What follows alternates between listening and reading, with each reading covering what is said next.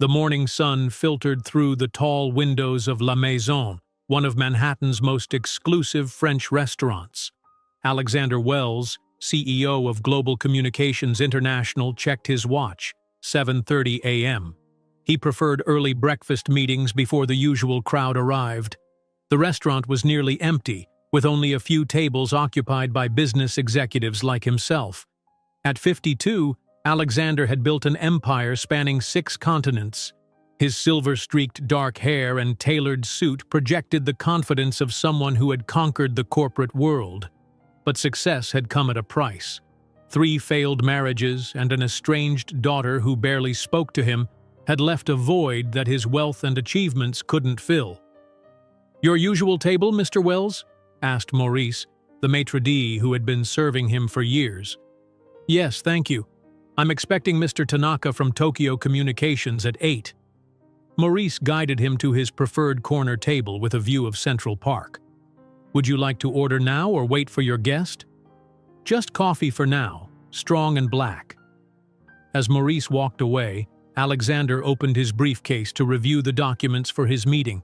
The Tokyo Communications merger would be his company's largest acquisition yet, expanding GCI's reach across Asia.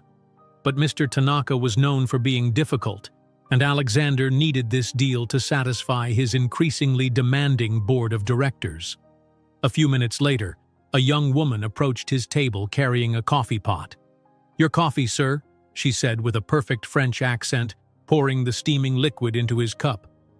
"Thank you," Alexander replied without looking up from his papers. "Would you like anything else while you wait? Perhaps our fresh croissants?" "They're made in-house every morning," she suggested, still in flawless French. Alexander glanced up, intending to politely decline, but something in her voice made him pause. She was in her early 30s, with chestnut hair pulled back in a simple bun. Her uniform was the standard black and white of La Maison's staff, but she carried herself with unusual poise. "No, thank you. Just the coffee for now," he replied in English. She nodded and turned to walk away when a well-dressed Japanese man entered the restaurant. Alexander recognized him immediately as Hiroshi Tanaka. "Mr. Tanaka," the waitress said in perfect Japanese, bowing slightly. "Welcome to La Maison. Your colleague is already here." She gestured toward Alexander's table.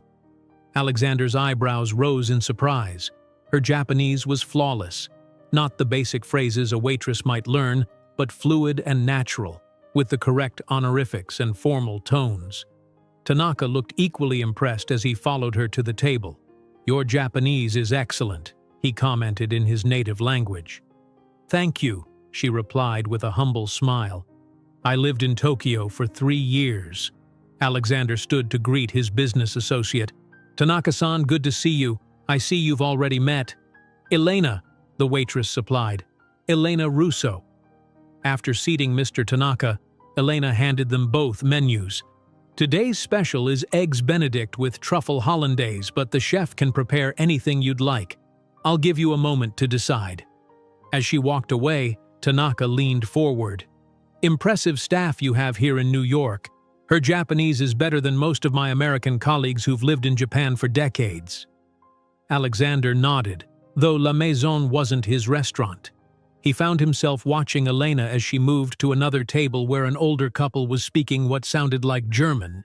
To his amazement, she switched effortlessly into German, chatting with them about the weather and recommending dishes. The business breakfast proceeded as planned, with discussion of market shares and integration strategies. Alexander was making his case for the merger when he noticed a group of tourists at a nearby table struggling to communicate with another server. "Excuse me for one moment," Elena said to her current table, approaching the tourists. "Puedo ayudarles?" she asked in Spanish. The family's faces lit up, and they began asking questions about the menu, which Elena answered with ease. By now, Alexander was barely focusing on his meeting.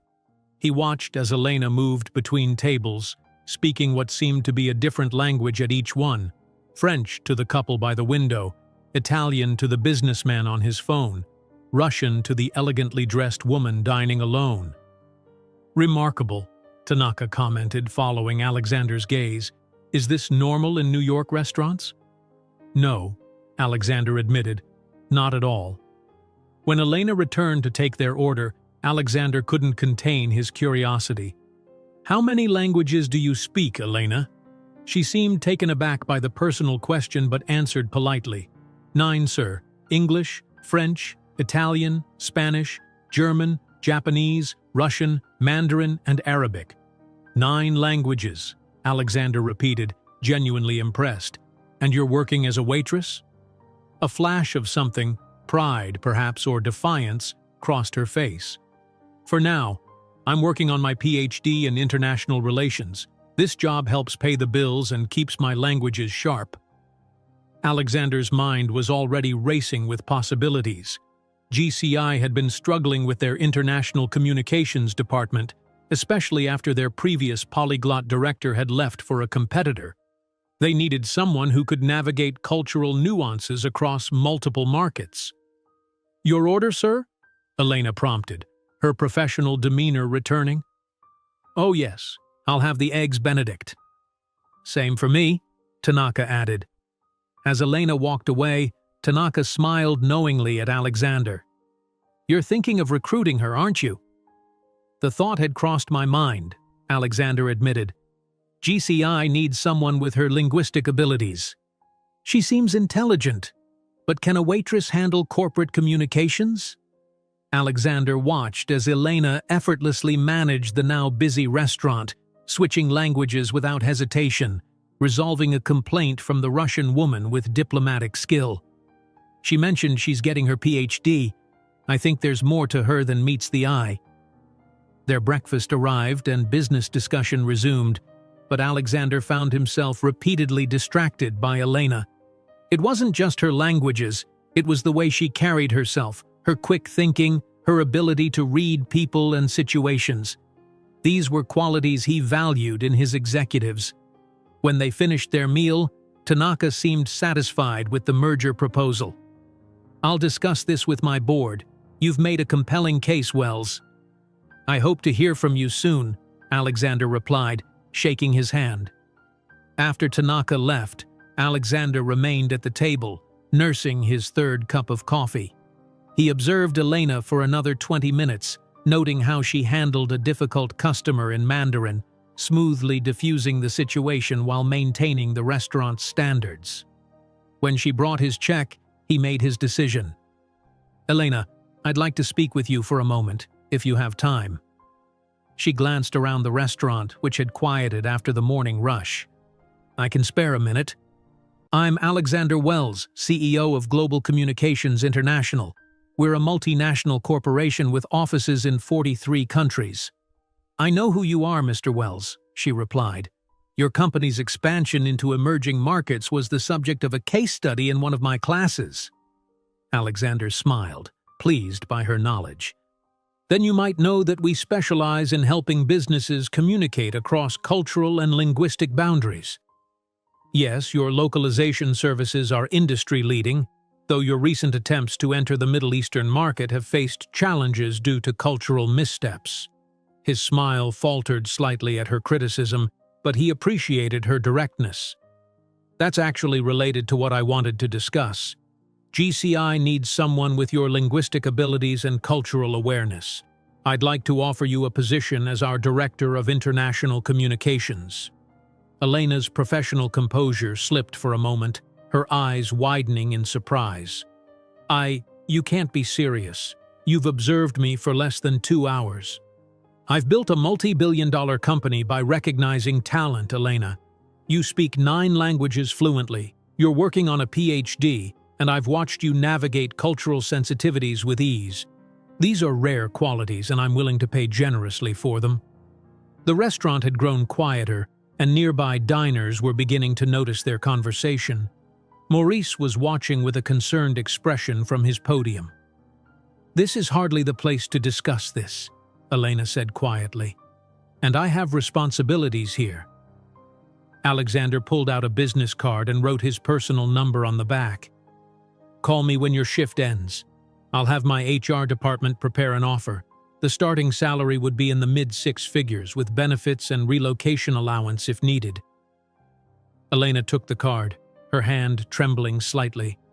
"Mr. Wells, I appreciate the offer, but this is very sudden. I need time to consider it." "Of course. But I should warn you, I'm not known for my patience." He smiled to soften his words. "I believe you would be an invaluable asset to GCI, and I'm prepared to make it worth your while." As Alexander paid his bill and left a generous tip, the other diners whispered among themselves. It wasn't every day that a CEO recruited staff from a restaurant, no matter how exclusive La Maison was. "I look forward to hearing from you, Elena," Alexander said as he stood to leave. "Mr. Wells," she called after him, her voice steady despite the unexpected turn her morning had taken. "What makes you think I'd abandon my academic pursuits for your company?" Alexander turned back, studying her thoughtfully. "Because I'm offering you the chance to use all 9 languages every day, to travel the world, to shape global communications instead of just studying them. Theory is valuable, Elena, but I'm offering you practice on a global stage." With that, he walked out of La Maison into the bright New York morning, leaving Elena staring at his business card while the entire restaurant buzzed with speculation about what had just happened. Alexander's driver opened the car door for him, but before getting in, he glanced back at the restaurant. Through the window, he could see Elena already back at work, professional as ever, though her colleagues were clearly peppering her with questions. "Where to, sir?" his driver asked. "The office," Alexander replied, his mind already formulating plans for how Elena would fit into GCI's structure. He rarely made impulsive decisions, but something told him this one was right. Now he just had to wait for her call. As his car pulled into Manhattan traffic, Alexander realized he was looking forward to that call more than he'd looked forward to anything in a long time. Elena's shift ended at 4 that afternoon. She changed out of her uniform in the staff bathroom, her hands still trembling slightly as she buttoned her blouse. The business card Alexander Wells had given her felt heavy in her pocket, like it carried the weight of a life-altering decision. "You're actually considering it, aren't you?" asked Sophia, another waitress who had been bombarding Elena with questions all day. "I don't know," Elena admitted, tucking a strand of hair behind her ear. "It seems too good to be true." "Girl, men like Alexander Wells don't make offers like that unless they're serious," Sophia said, applying lipstick in the mirror. "Do you know what I would give for a 6-figure salary? My student loans would be gone in a year." Elena sighed. "It's not that simple. I've spent 6 years working toward my PhD. I'm only 1 dissertation away from completion, and Professor Harlow has all but promised me a position at Columbia after I graduate. A teaching position that pays what? $70,000 a year? Compare that to what Wells is offering." "It's not always about money, Sophia." "Easy to say when you're about to have it," Sophia retorted, but her smile took the sting out of her words. "Look, just call him. Hear what he has to say. You can always say no." Elena nodded, knowing her friend was right. As she left the restaurant, she pulled out her phone and Alexander's card. The spring air was crisp and cherry blossoms bloomed in Central Park across the street. She found a quiet bench and dialed the number, half hoping it would go to voicemail. "Alexander Wells," came the immediate response, his voice as confident over the phone as it had been in person. "Mr. Wells, this is Elena Russo, from La Maison." "Elena," he said, and she could hear the smile in his voice. "I'm glad you called. Have you considered my offer?" "I have questions first," she replied, attempting to maintain some control over the situation. "What exactly would this position entail, and why offer it to a waitress you just met?" "Fair questions," he acknowledged. "The Director of International Communications would oversee all of GCI's cross-cultural business strategies. You'd work directly with our international clients, ensuring that their messages translate not just linguistically but culturally across markets. And my qualifications for this role would be serving you breakfast?" Alexander chuckled. "Your 9 languages for starters, your PhD studies in international relations, and yes, what I observed this morning, your ability to read people, to shift seamlessly between cultures, to handle difficult situations with diplomacy. These are rare skills, Elena, and they're exactly what GCI needs right now. Elena watched a family stroll by, the parents holding the hands of a little girl who was pointing excitedly at the blooming trees. I'm still working on my dissertation. I can't abandon that. You wouldn't have to. GCI has a generous education support program. We'd work around your academic schedule. In fact, your dissertation could benefit from the practical experience. It sounded reasonable. Too reasonable. Mr. Wells? Alexander, please. Alexander, she corrected herself. Most CEOs don't personally recruit staff, especially not from restaurants. Why are you really offering me this position? There was a pause, and when he spoke again, his voice was more measured. Our previous director left suddenly for a competitor, taking key staff with him. We're in the middle of several major international deals, including the Tokyo Communications merger you saw me discussing this morning. I need someone exceptional, and I need them now. So I'm convenient. You're extraordinary, he countered. Convenient would be promoting from within or poaching from a competitor. Taking a chance on a waitress with a PhD is neither convenient nor conventional. Elena couldn't help but smile at his candor. I would need to talk to my academic advisor before making any decisions. Of course, but I do need an answer soon. Could you come to my office tomorrow? I'll have HR prepare a formal offer and you can see our operation firsthand. She hesitated only briefly. What time? 10 o'clock? I'll send a car. That won't be necessary. I can find my way to GCI Tower. As you wish. Ask for me at reception. After ending the call, Elena sat for a moment, trying to process what had just happened. From serving coffee to potentially directing international communications for one of the world's largest corporations, all in the span of a day. It was surreal. Her phone buzzed with a text from her roommate, Maria. Did you call the rich guy? Are we millionaires yet? Elena smiled and texted back, meeting him at his office tomorrow, not millionaires yet. Maria's reply came instantly. Wear that blue dress, the one that makes you look like you could run the world. The next morning, Elena stood in front of GCI Tower, a gleaming skyscraper that dominated the midtown skyline. She had, in fact, worn the blue dress Maria suggested, paired with sensible heels and minimal jewelry. Her dissertation notes were in her bag. She had a meeting with Professor Harlow at 2, regardless of how this meeting went. The security guard directed her to an express elevator that required a special key card. As she ascended to the executive floor, Elena's stomach knotted with nervous energy. What was she doing here? The elevator doors opened to reveal a sleek reception area with floor-to-ceiling windows offering a breathtaking view of Manhattan. Before she could approach the receptionist, Alexander emerged from a conference room, engaged in conversation with an older man. Elena, he said, breaking off his conversation to greet her. Right on time. This is Howard Mercer, our CFO. Howard extended his hand. So, you're the linguist Alexander hasn't stopped talking about. Impressive credentials. Elena shook his hand firmly. Thank you, though I'm still not sure why I'm here. Alexander gestured for her to follow him. Let me show you around, and then we can discuss the details. The tour was comprehensive.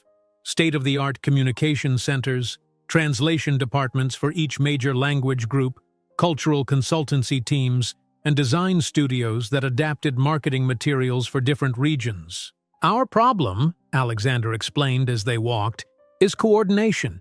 Each department works in isolation. We need someone who can see the big picture across languages and cultures. They ended in his spacious office where a woman was waiting with a folder. This is Diane from HR with your offer package, Alexander said. I'll give you a moment to review it. As Alexander stepped out, Diane walked Elena through the details. The salary was even higher than Alexander had initially suggested, with bonuses, comprehensive benefits, flexible hours to accommodate her studies, and a clear path for advancement. Any questions? Diane asked after her presentation. Yes, Elena said, still processing the numbers on the page. Why me? There must be hundreds of qualified candidates with corporate experience. Diane's professional smile didn't waver. Mr. Wells has an instinct for talent. And between us, your languages are impressive, but it's your academic background that's particularly valuable. Your dissertation on cross-cultural communication ethics is directly relevant to challenges GCI is facing. Elena looked up sharply. How do you know about my dissertation topic? Mr. Wells had us do some research after your meeting yesterday. Standard procedure for executive hires. Before Elena could respond, Alexander returned with coffee. Have you reviewed the offer?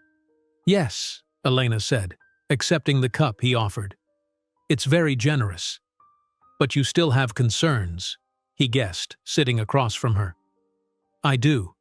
This is happening very quickly.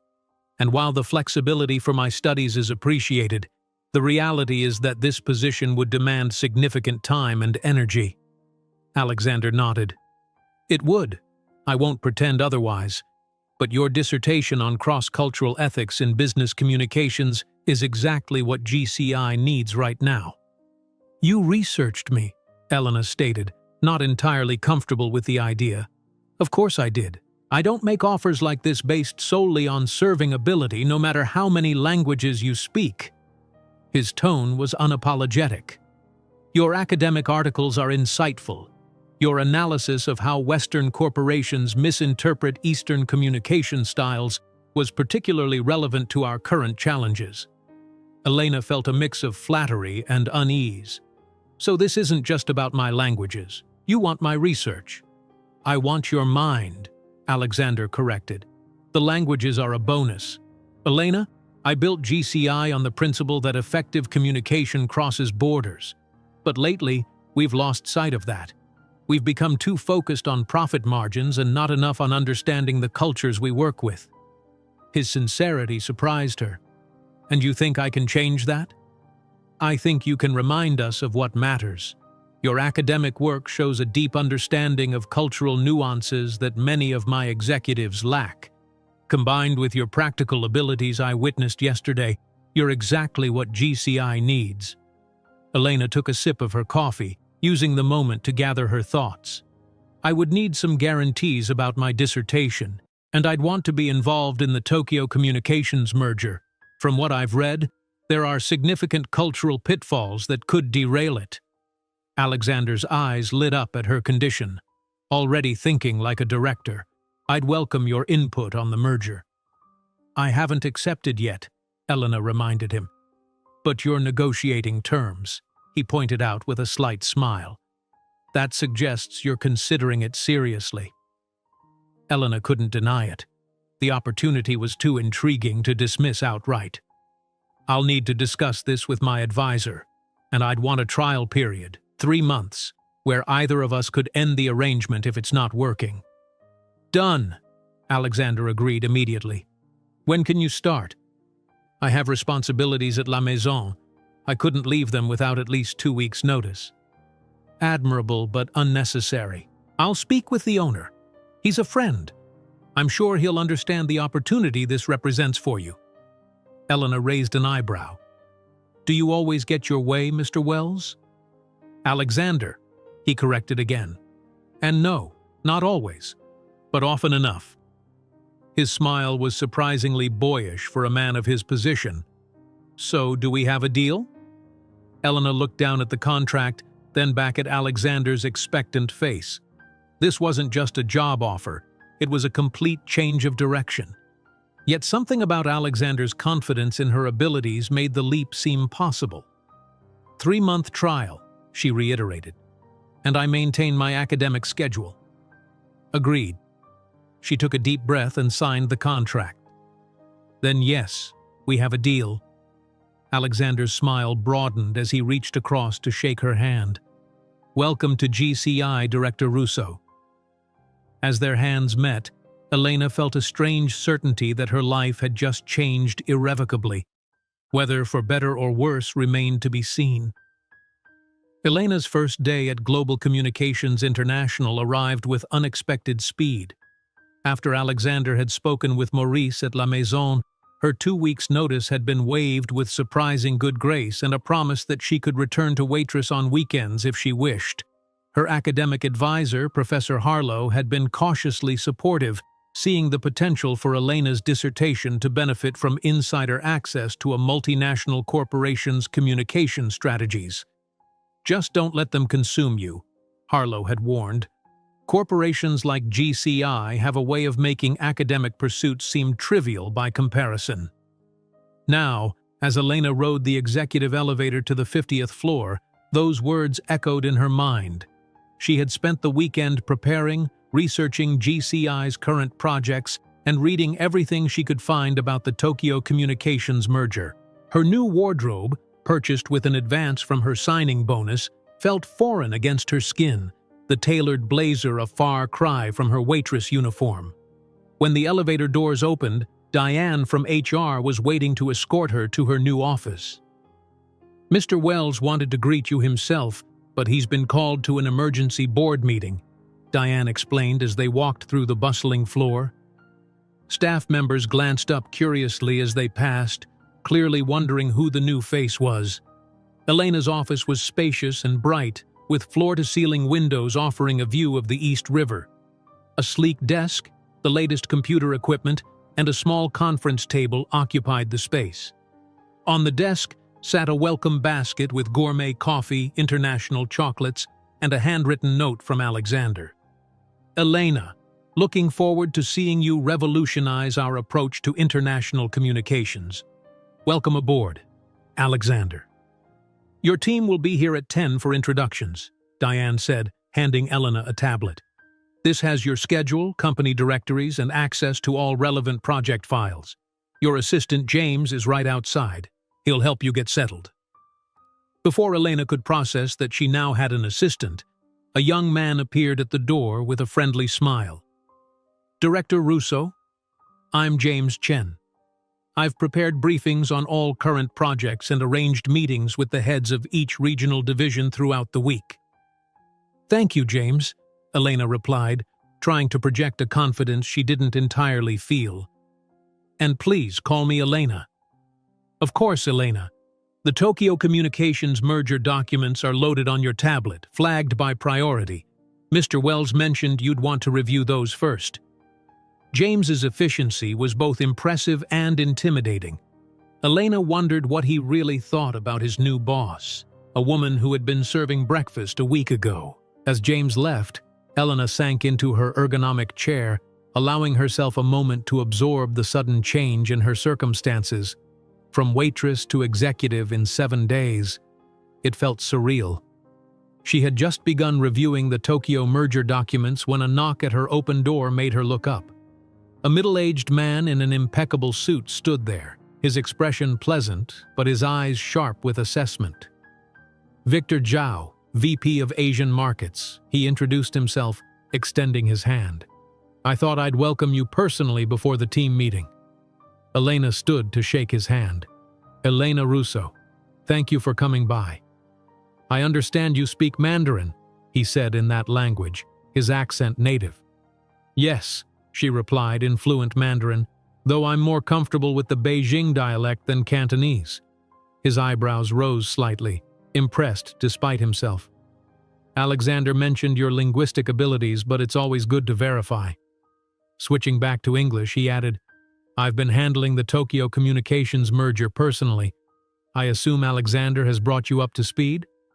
Something in his tone suggested he didn't expect her to know much. Elena decided to be direct. "I've been reviewing the documentation," she said. "The cultural integration strategy seems concerning. Tokyo Communications has a traditional corporate culture built on personal relationships and consensus building. GCI's proposed rapid restructuring would likely face significant resistance." Victor's pleasant expression flickered. "That restructuring was my recommendation based on 20 years of experience in Asian markets." 20 years of impressive experience, Elena acknowledged. "But with respect, Mr. Zhao, the approach might have worked in Singapore or Hong Kong, but Japan requires a different touch. Hiroshi Tanaka's leadership style suggests he values harmony over efficiency." Victor studied her for a long moment. "I see Alexander didn't exaggerate your confidence. Let's see if your insights match it." He gestured to the tablet. "I look forward to your input at the strategy meeting this afternoon. 2 o'clock, main boardroom." After he left, Elena released a breath she hadn't realized she was holding. Victor clearly resented her sudden appointment and perceived interference in his territory. She would need to tread carefully. By the time her team assembled at 10, Elena had reviewed enough of the merger documents to have serious concerns. The 7 people who filed into her office represented various aspects of international communications, from translation services to cultural consulting. "Thank you all for coming," Elena began, determined to make a good first impression. "I know my appointment was unexpected, and you're probably wondering who I am and what I bring to GCI. We're certainly curious," said a woman who had introduced herself as Rebecca, head of European communications. "It's not every day Alexander Wells personally appoints a new director." Elena nodded, acknowledging the elephant in the room. "I have a somewhat unconventional background. Until recently, I was a PhD candidate in international relations, focusing on cross-cultural communication ethics while working as a waitress to support my studies." She paused, noting their reactions ranging from skepticism to curiosity. "Alexander offered me this position after witnessing my work with international clients. I bring 9 languages and an academic understanding of cultural communication dynamics. What I lack in corporate experience, I hope to balance with fresh perspective and willingness to learn from each of you." Her honesty seemed to ease some of the tension in the room. Elena continued, "I've been reviewing the Tokyo Communications merger and I have concerns about our approach. I'd value your thoughts." For the next hour, Elena listened more than she spoke, asking pointed questions that revealed both the strengths and weaknesses of her team. Rebecca proved knowledgeable but rigid in her thinking. Miguel, the Latin American specialist, offered creative solutions. Aisha, responsible for Middle Eastern markets, demonstrated a nuanced understanding of cultural sensitivities. By the end of the meeting, Elena had a clearer picture of both her team and the challenges ahead. When they filed out, Rebecca lingered behind. "That was well handled," she said. "Most new directors come in making declarations rather than asking questions." "I'd be a fool to ignore the expertise in this room," Elena replied honestly. Rebecca smiled slightly. "Victor's going to be your biggest challenge. He's been angling for a senior VP position, and he views the Tokyo merger as his ticket." "I'm not trying to undermine him," Elena assured her. "I just want the merger to succeed." "In GCI, those can be the same thing." Rebecca's tone was matter of fact. "Just be prepared. Victor has allies on the board." At 2 o'clock, Elena entered the boardroom for the strategy meeting. Alexander was there, deep in conversation with Howard Mercer and several board members. Victor sat opposite, his expression neutral, but his posture tense. Alexander's face brightened when he saw her. "Elena, perfect timing. We were just discussing the cultural integration aspects of the Tokyo merger." As Elena took her seat, she noticed the subtle dynamics in the room, the divided loyalties, the carefully maintained alliances. She might be new to corporate politics, but her years studying international relations had taught her to read such situations. "Victor has proposed an aggressive restructuring of Tokyo Communications post-merger," Alexander continued. "I understand you have a different perspective?" All eyes turned to Elena. This was clearly a test, and from Victor's barely concealed smile, he expected her to fail. Elena opened her tablet. "With respect to Victor's expertise, I believe we need to reconsider our approach." She displayed a slide showing Tokyo Communications' organizational structure. "Their corporate culture is built on consensus and collective decision-making. Our proposed changes would dismantle that overnight, creating significant resistance." She switched to another slide. "I suggest a phased integration over 18 months, preserving key relationships while gradually implementing efficiency improvements. We'd see slower initial returns but greater long-term success and employee retention." Victor leaned forward. "That timeline is unacceptable. The board expects cost synergies within 6 months." "And they'll get them," Elena countered. "But through harmonization rather than disruption. I've prepared an alternative financial model." She displayed the projections. The initial savings are indeed lower, but by month 9, we actually outperform the aggressive approach, because we avoid the productivity losses associated with cultural resistance. The room fell silent as the board members studied her numbers. Alexander's expression remained neutral, but Elena caught a glint of approval in his eyes. Howard Mercer broke the silence. These projections assume high retention of Tokyo's management team. Yes, Elena agreed. Their relationships with clients and staff are our most valuable assets. Lose those and we're just buying market share at a premium. The discussion continued for over an hour, with Victor challenging Elena's assumptions and Elena defending her approach with a mixture of academic research and practical observations from her morning with Tanaka. Throughout, Alexander remained largely silent, allowing the debate to unfold. Finally, he raised his hand to end the discussion. I think we've heard compelling arguments on both sides. Elena's approach offers a more sustainable integration, while Victor's promises faster returns. I suggest a compromise. We adopt Elena's phased timeline but accelerate certain elements to capture early synergies. It was a diplomatic solution that allowed both Victor and Elena to claim partial victory. As the meeting adjourned, Elena caught Alexander watching her with an expression she couldn't quite decipher. Pride, perhaps, or something more complex. "A promising first day, Director Russo," he said as they walked back to their offices. "You stood your ground admirably." "Victor isn't happy," Elena observed. "Victor rarely is," Alexander replied with a slight smile. "But he respects competence, even when it challenges him. You've earned a measure of that respect today." As they reached her office, Alexander paused. "Dinner tonight? To discuss next steps on Tokyo." Elena hesitated, sensing that this invitation blurred the line between professional and personal. "I have dissertation research to review." "Bring it along," he suggested. "We can work together. I'm genuinely interested in your research and how it might benefit GCI." His enthusiasm seemed sincere, and Elena found herself nodding. "All right, but somewhere quiet where we can actually work. My penthouse has an excellent view and absolute privacy. 7 o'clock?"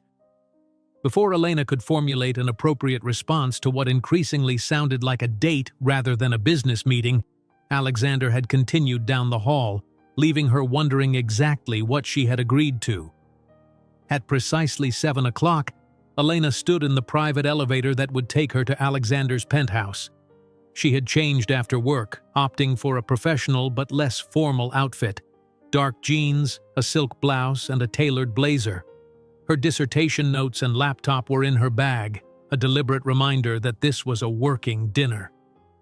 The elevator opened directly into Alexander's penthouse, a breathtaking space with floor-to-ceiling windows framing the Manhattan skyline.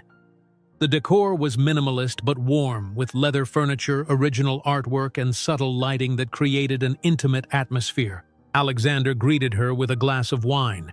He had also changed into more casual clothes, designer jeans and a light sweater that somehow made him look younger than he had in the office. "Right on time," he said, handing her the wine. "I appreciate punctuality." "A habit from academia," Elena replied, accepting the glass. "Professor Harlow locks the door precisely at the start of each seminar." Alexander smiled. "Sounds like someone I'd get along with. Come, let me show you around." The tour was brief but revealing. The penthouse was impressive without being ostentatious, reflecting a refined taste rather than a need to display wealth. One room, however, stood out, a library with walls of books, comfortable reading chairs, and a large desk. "My sanctuary," Alexander explained. "When the corporate world becomes too much, I retreat here." Elena examined the shelves, surprised by the eclectic collection. Philosophy, history, literature in multiple languages, not what she had expected from a CEO whose public image was all business.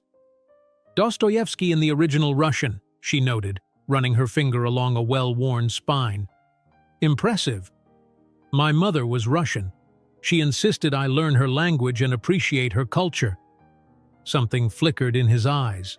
A memory, perhaps, or a regret. "Do you read Russian literature?"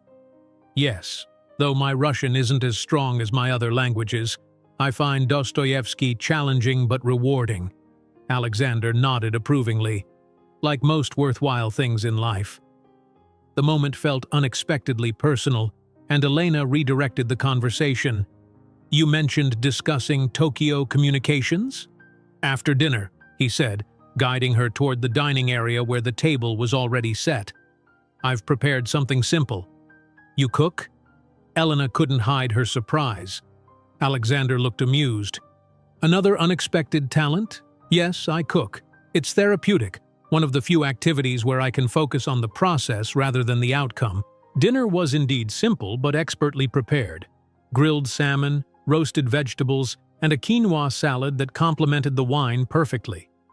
As they ate, the conversation flowed more easily than Elena had anticipated, touching on her studies, his career trajectory, and shared interests in language and culture. "What made you pursue so many languages?"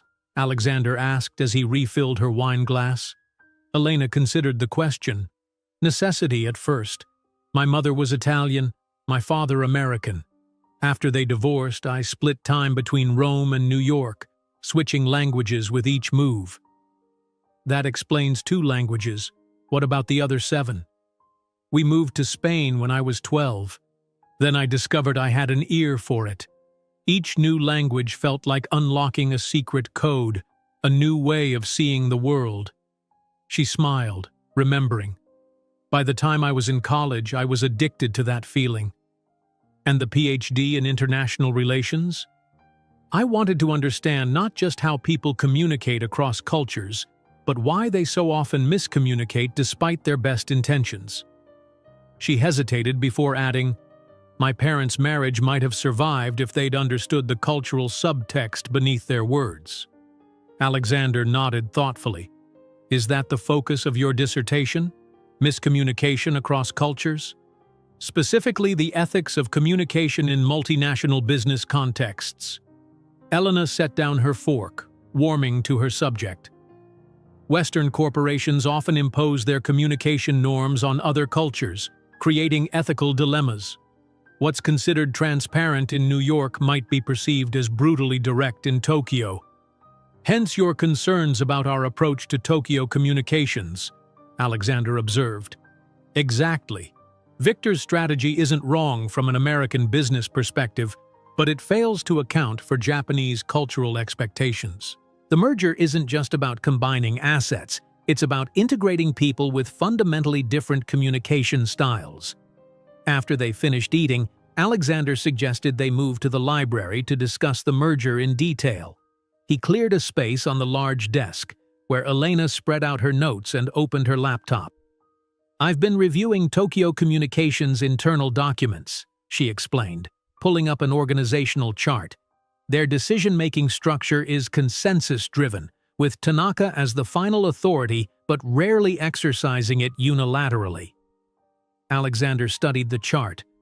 "And our restructuring would disrupt these established pathways." "More than disrupt, it would destroy them. We'd be asking executives who've spent decades building relationships to suddenly adopt a Western top-down approach." Elena opened another file. "I've drafted an alternative integration plan that preserves their consensus model while gradually introducing our efficiency measures." As Alexander reviewed her work, Elena couldn't help but notice how different he seemed outside the office. More relaxed, more thoughtful, less the imperious CEO, and more a man genuinely engaged with ideas. It was disarming. "This is excellent," he said finally. "You've articulated concerns I had but couldn't properly identify. The board will need convincing, but with these projections, I think we can make the case." "Victor won't be easily persuaded," Elena pointed out. Alexander's expression hardened slightly. "Victor has been resistant to change for some time. His methods worked a decade ago, but Asian markets have evolved. He hasn't. Is that why you hired me? To challenge him?" "Partly," Alexander admitted, "but more importantly, because GCI needs the perspective you bring." We've become too focused on quarterly results and lost sight of the human elements of international business. Elena was both flattered and wary. I'm not sure one person can change a corporate culture. Not alone, no, but the right person in the right position can start a transformation. His eyes held hers. I believe you're that person, Elena. The intensity of his gaze made her uncomfortable. She looked away, focusing on her notes. I should show you my research on similar mergers. There's a pattern of initial resistance followed by acceptance if the integration is handled sensitively.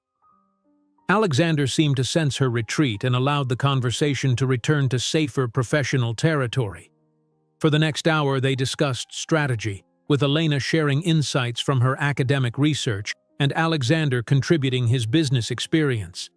As the evening grew late, Elena began gathering her papers. I should go. It's been a long day. Of course. Alexander helped her collect her materials. My driver can take you home. That's not necessary. I can get a taxi. At this hour, I insist. He pulled out his phone to message his driver, then hesitated.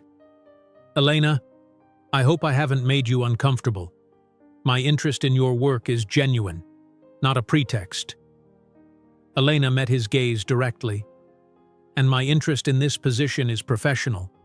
I appreciate the opportunity you've given me, but I need to maintain clear boundaries. Understood.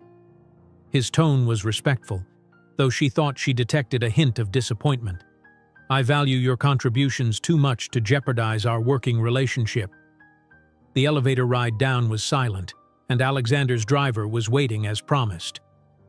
As she settled into the luxurious car, Elena reflected on the evening. Alexander Wells was more complex than she had initially judged, not just the ruthless CEO of his reputation, but thoughtful, even vulnerable at times. Yet there was something unsettling about how quickly he had brought her into his world, how intensely he focused on her when they spoke. It was flattering, certainly, but also concerning. Elena had worked too hard for her academic credentials to become just another conquest for a powerful man. The car pulled up to her modest apartment building in Brooklyn, a stark contrast to the Manhattan penthouse she'd just left. As she climbed the stairs to her third-floor walk-up, her roommate Maria was waiting with eager eyes. Well, how was dinner with the billionaire? Did he propose yet? Elena rolled her eyes. It was a working dinner, Maria. We discussed the Tokyo merger. In his penthouse? Please, the man is interested in more than your brain. That may be, Elena conceded, but I'm interested in advancing my career and finishing my dissertation. Nothing more. Maria looked skeptical. You're telling me you feel absolutely nothing for this successful, apparently attractive man who plucked you from waitressing and made you an executive? Elena hesitated, remembering the moment in Alexander's library when he'd seemed almost vulnerable. What I feel isn't relevant. Professional boundaries are. So pragmatic, Maria sighed dramatically. At least tell me what his penthouse was like. As Elena described the spectacular view and Alexander's unexpected culinary skills, she found herself smiling at the memory. Despite her determination to keep things professional, she couldn't deny that Alexander Wells was beginning to intrigue her on a personal level, and that was precisely what worried her. Later, as she prepared for bed, her phone chimed with a text message from Alexander. Thank you for a productive evening. Your integration plan is excellent. I've scheduled a board presentation for Friday. Sleep well. Formal, professional, appropriate. Yet Elena found herself reading it several times before setting her phone aside. The line between mentor and something more was already beginning to blur, and she had only been at GCI for one day. How would she maintain appropriate boundaries over the coming months? With that unsettling question in mind, she drifted into a restless sleep, dreaming of Tokyo skylines and piercing blue eyes that seemed to see through all her carefully constructed defenses. Friday arrived with alarming speed. Elena had spent the past 3 days immersed in preparation for the board presentation, refining her integration plan and anticipating potential objections. Victor had been conspicuously unavailable, canceling 2 scheduled meetings with vague excuses about urgent client matters. Through office gossip, Elena learned he was meeting privately with board members, presumably to undermine her proposal. "Don't let him rattle you," Rebecca advised over coffee in the break room. "Victor plays the long game. He's been here 15 years and has survived 3 CEOs. I'm not trying to compete with him," Elena insisted. "I just want what's best for the merger." Rebecca gave her a pitying look. In this company, having a different vision than Victor Zhao is competing with him, whether you intend it or not. As Elena returned to her office, James intercepted her with an update. "Mr. Wells wants to meet before the board presentation. He's in his office now." Elena found Alexander reviewing documents, his jacket off and sleeves rolled up. Despite 3 days of minimal sleep, he looked energized rather than exhausted. "Elena?" he greeted her, standing. "How are you feeling about the presentation?" "Prepared," she replied, "though Victor seems to be lobbying against me." Alexander nodded, unsurprised. "Victor believes in his approach. He's not wrong to defend it." "But you disagree with him?" "I believe your approach offers better long-term results. The board needs to understand why." He gestured for her to sit. "I've been thinking about how to frame this. The directors respond to numbers, not cultural theory." "Which is why I've quantified everything," Elena assured him, opening her tablet to show him. "Expected retention rates, productivity impacts, client relationship metrics, all converted to projected revenue figures." Alexander reviewed her slides with approval. "Excellent. This speaks their language." He paused, studying her. "You've adapted quickly to corporate presentations. I've given academic talks for years. The principles are similar. Know your audience, anticipate objections, provide evidence. The stakes are somewhat higher here than at academic conferences," Alexander pointed out. "True. No one's stock options depend on my dissertation defense." Elena smiled, but her nervousness showed through. Alexander leaned forward. "Elena, you're going to be brilliant. You know this material better than anyone in that room, including me. Just speak with the same conviction you showed in my library." The reference to their dinner made her slightly uncomfortable, but his confidence in her was reassuring. "Thank you. I won't let you down." "This isn't about me," he corrected gently. "It's about what's right for GCI and Tokyo Communications. Remember that, and you'll do fine." At exactly 10 o'clock, Elena entered the boardroom alongside Alexander. 12 board members sat around the massive table, including Howard Mercer and Victor, who nodded stiffly in greeting. The atmosphere was formal, with little of the casual banter Elena had observed at smaller meetings. Alexander opened the session with a brief overview of the Tokyo Communications merger's strategic importance, then introduced Elena. As our new Director of International Communications, Elena Russo has developed an alternative integration approach that I believe warrants serious consideration. All eyes turned to Elena as she took her position at the head of the table. She connected her tablet to the projection system, displaying her first slide. "Thank you for the opportunity to present today," she began, her voice steady despite her racing heart. "The Tokyo Communications merger represents a significant opportunity for GCI, but also a cultural challenge that, if mishandled, could undermine the value of our investment." For the next 30 minutes, Elena outlined her phased integration plan, presenting data on similar mergers and explaining the specific cultural dynamics at Tokyo Communications. She contrasted the traditional approach, advocated by Victor, with her more gradual method, highlighting the projected financial outcomes of each. While the aggressive restructuring promises larger immediate savings, she concluded, our data shows these are often illusory, as productivity drops and key staff departures erode value. The phased approach delivers more sustainable results and preserves the client relationships that make Tokyo Communications valuable in the first place. When she finished, the room was silent for a moment. Then the questions began, pointed and challenging. "Your projections assume minimal executive departures," noted an older board member. "What evidence supports this assumption?" "Historical data from similar Japanese acquisitions," Elena replied, bringing up a comparative chart. When cultural integration is prioritized, retention rates exceed 85% versus 40% with traditional approaches. These figures are theoretical, Victor interjected. My team has practical experience with Asian integrations. Theory doesn't always translate to reality. Which is why I've consulted with actual Tokyo communications executives, Elena countered.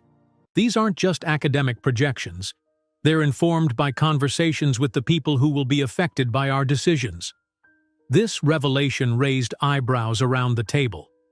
You've been speaking directly with Tokyo executives? Victor asked, his voice sharp. With Hiroshi Tanaka's permission, Alexander clarified. Elena has conducted cultural assessment interviews as part of her due diligence. The discussion continued for another hour, with board members dividing into factions. Some supported Victor's traditional approach, with its promise of quick returns. Others were persuaded by Elena's data on long-term outcomes. Throughout, Alexander remained largely neutral, allowing the debate to unfold naturally. Finally, the board chairman, a distinguished man named Arthur Reynolds, called for a decision. We've heard compelling arguments from both sides. I propose we put it to a vote. All in favor of the phased integration approach presented by Director Russo? 7 hands raised, including Alexander's. 5 remained down, including Victor's. The phased approach is approved, Reynolds declared. Alexander, please proceed with implementation planning. We'll expect regular updates on progress. As the meeting adjourned, Elena felt a complex mixture of triumph and apprehension. She had won her first major victory at GCI, but Victor's cold expression as he gathered his papers suggested the battle was far from over. Alexander touched her elbow lightly. Well done. That was masterful. Thank you for your support, she replied quietly. You earned it on merit. His smile was warm. This calls for a celebration. Dinner tonight? Before Elena could respond, Victor approached them. Congratulations, Director Russo. You've convinced the board to delay our return on $1 billion investment. I hope your theory proves correct in practice. I hope so too, Elena said sincerely. And I'd welcome your input on implementation. Your experience will be invaluable. Victor seemed taken aback by her conciliatory tone. I'll be watching the results closely, he said, less hostility in his voice than before. With a nod to Alexander, he departed. That was gracious, Alexander observed when Victor was out of earshot. Most people would have gloated. Alienating him serves no purpose, Elena replied. Besides, he does have valuable experience. I'd be foolish to dismiss it. Alexander studied her with renewed interest. You continue to surprise me, Elena Russo. She felt a flutter of something uncomfortably like pleasure at his admiration. About dinner. I should check on my dissertation progress with Professor Harlow this evening. I've been neglecting my academic work this week. Of course, Alexander said, though she detected disappointment beneath his professional tone. Another time, perhaps. As Elena returned to her office, James greeted her with a bouquet of flowers. These just arrived for you. The card read simply, Congratulations on your first board victory. Your insight and grace under pressure are exactly what GCI needed. Alexander. Elena placed the flowers on her desk, unsure how to feel. The gesture was professional enough to be appropriate, yet personal enough to make her question Alexander's intentions. Or perhaps she was overthinking things, still adjusting to corporate culture after years in academia. That evening, as she met with Professor Harlow in his cluttered university office, Elena found her mind wandering back to the boardroom, to Alexander's supportive presence, to the moment of victory when she'd seen pride in his eyes. Elena, are you listening? Harlow's voice broke through her thoughts. I asked about your access to communication records at GCI. Sorry, Professor. Yes, I've been granted limited access for my research. It's been illuminating to see how theoretical models play out in actual corporate communications. Harlow studied her over his reading glasses. You seem distracted. Is this position interfering with your academic focus? Not interfering, Elena assured him. Enhancing it, actually. I'm seeing aspects of cross-cultural communication that I'd never have understood from outside. Harlow didn't seem convinced. Just remember why you started this PhD. Corporate America has a way of seducing bright minds away from scholarly pursuits. His words echoed her own concerns. Was she being seduced? By GCI? By corporate success? By Alexander himself? The line between professional opportunity and personal entanglement seemed increasingly blurred. Later that night, as Elena worked on her dissertation in her Brooklyn apartment, her phone chimed with a text from Alexander. Tokyo team arriving Monday. Tanaka specifically requested you lead the initial integration meetings. Your approach has already opened doors. Well done. Elena smiled at the message, feeling a surge of professional pride. Whatever her complicated feelings about Alexander Wells, she couldn't deny the exhilaration of seeing her ideas implemented on such a significant scale. She texted back a simple, "Thank you, looking forward to Monday," then returned to her dissertation with renewed focus. She could maintain this balance, corporate director by day, academic by night, and keep her relationship with Alexander strictly professional. At least, that's what she told herself as she drifted off to sleep, the memory of his proud smile following her into dreams she would not remember in the morning. Monday morning brought a nervous energy to GCI Tower. The Tokyo Communications delegation was arriving at 10, and the executive floor buzzed with preparations. Elena had spent the weekend immersed in Japanese business etiquette refreshers and reviewing detailed profiles of each visiting executive. "The conference room is ready," James informed her as she arrived. "Seating arranged according to the hierarchy chart you provided, with translation equipment in place as requested." "Thank you," Elena replied, setting down her bag. "And the welcome gifts?"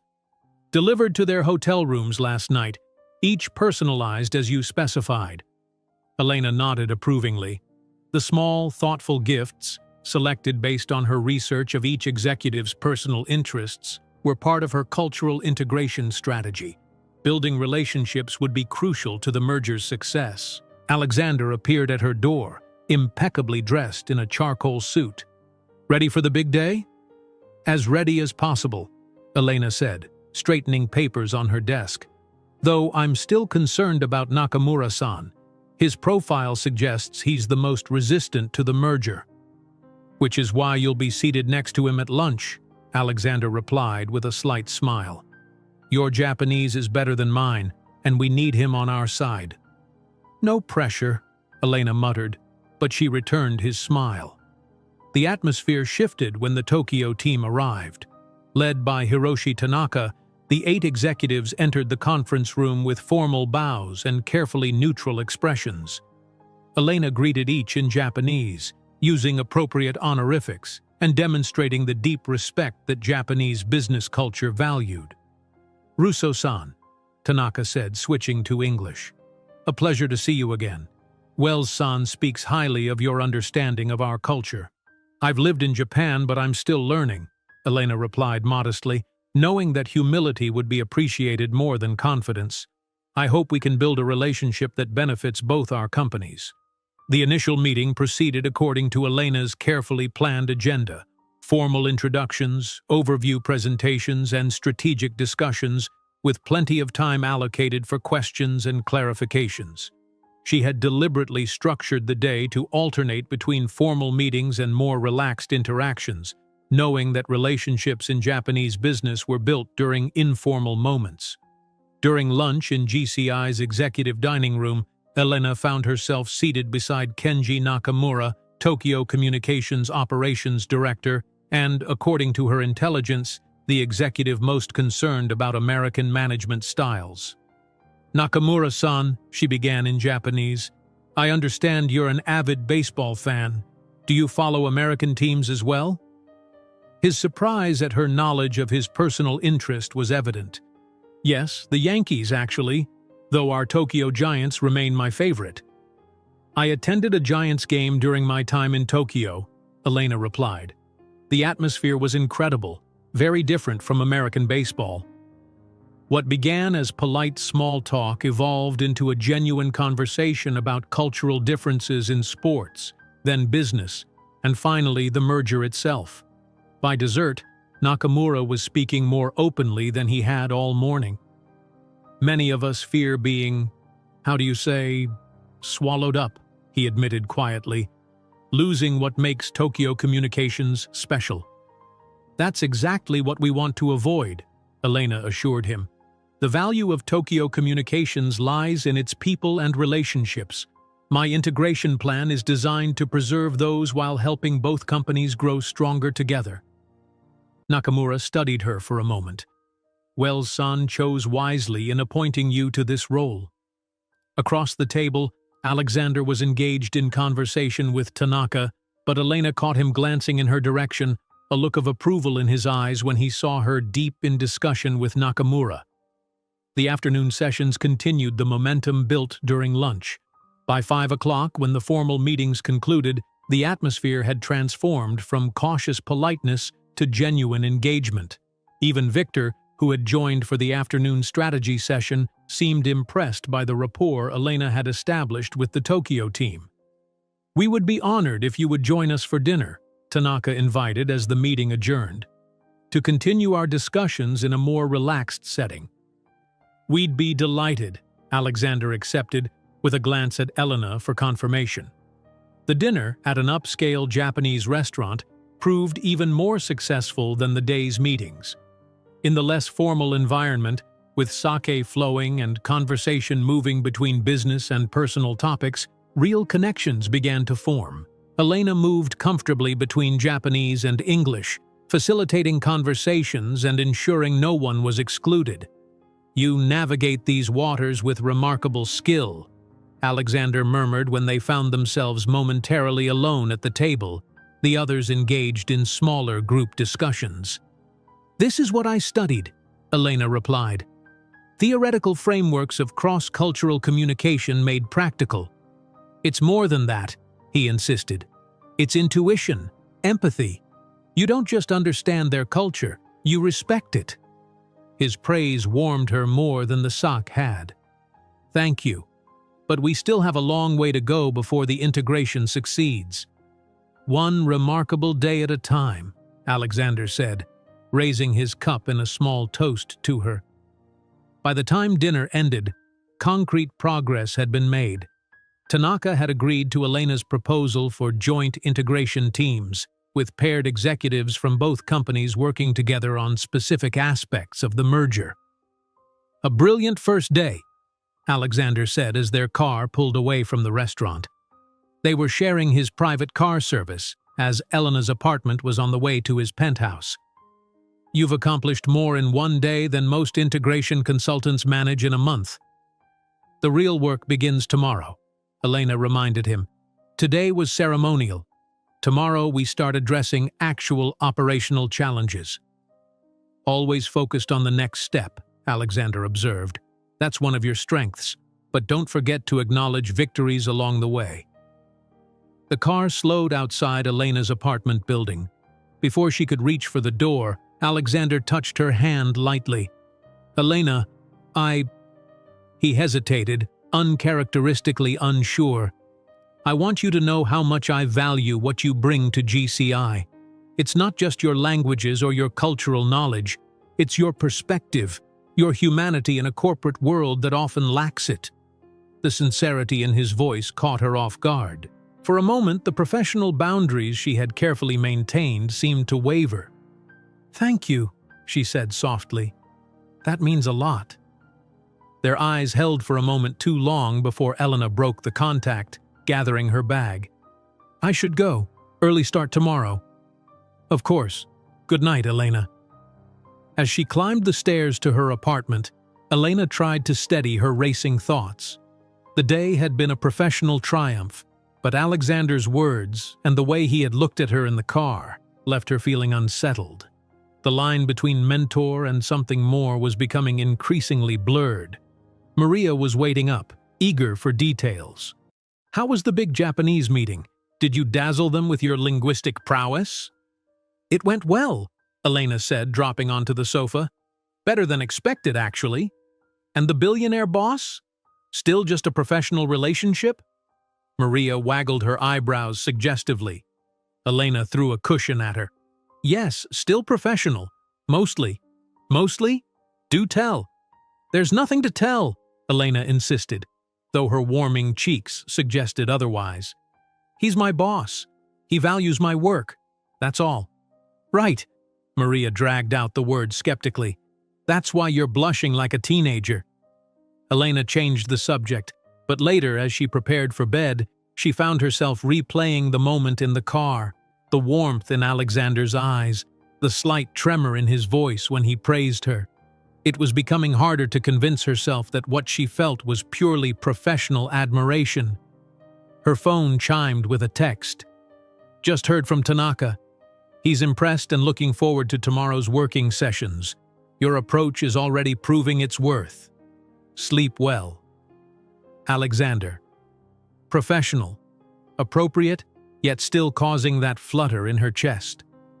Elena set her alarm and tried to focus on tomorrow's agenda rather than the growing complexity of her feelings for Alexander Wells. The next few days passed in a whirlwind of meetings, working sessions, and social events with the Tokyo team. Elena's integration plan was proceeding better than even she had anticipated. The paired executive teams were developing genuine rapport, and operational discussions were progressing without the resistance she had feared. Even Victor had grudgingly acknowledged her success.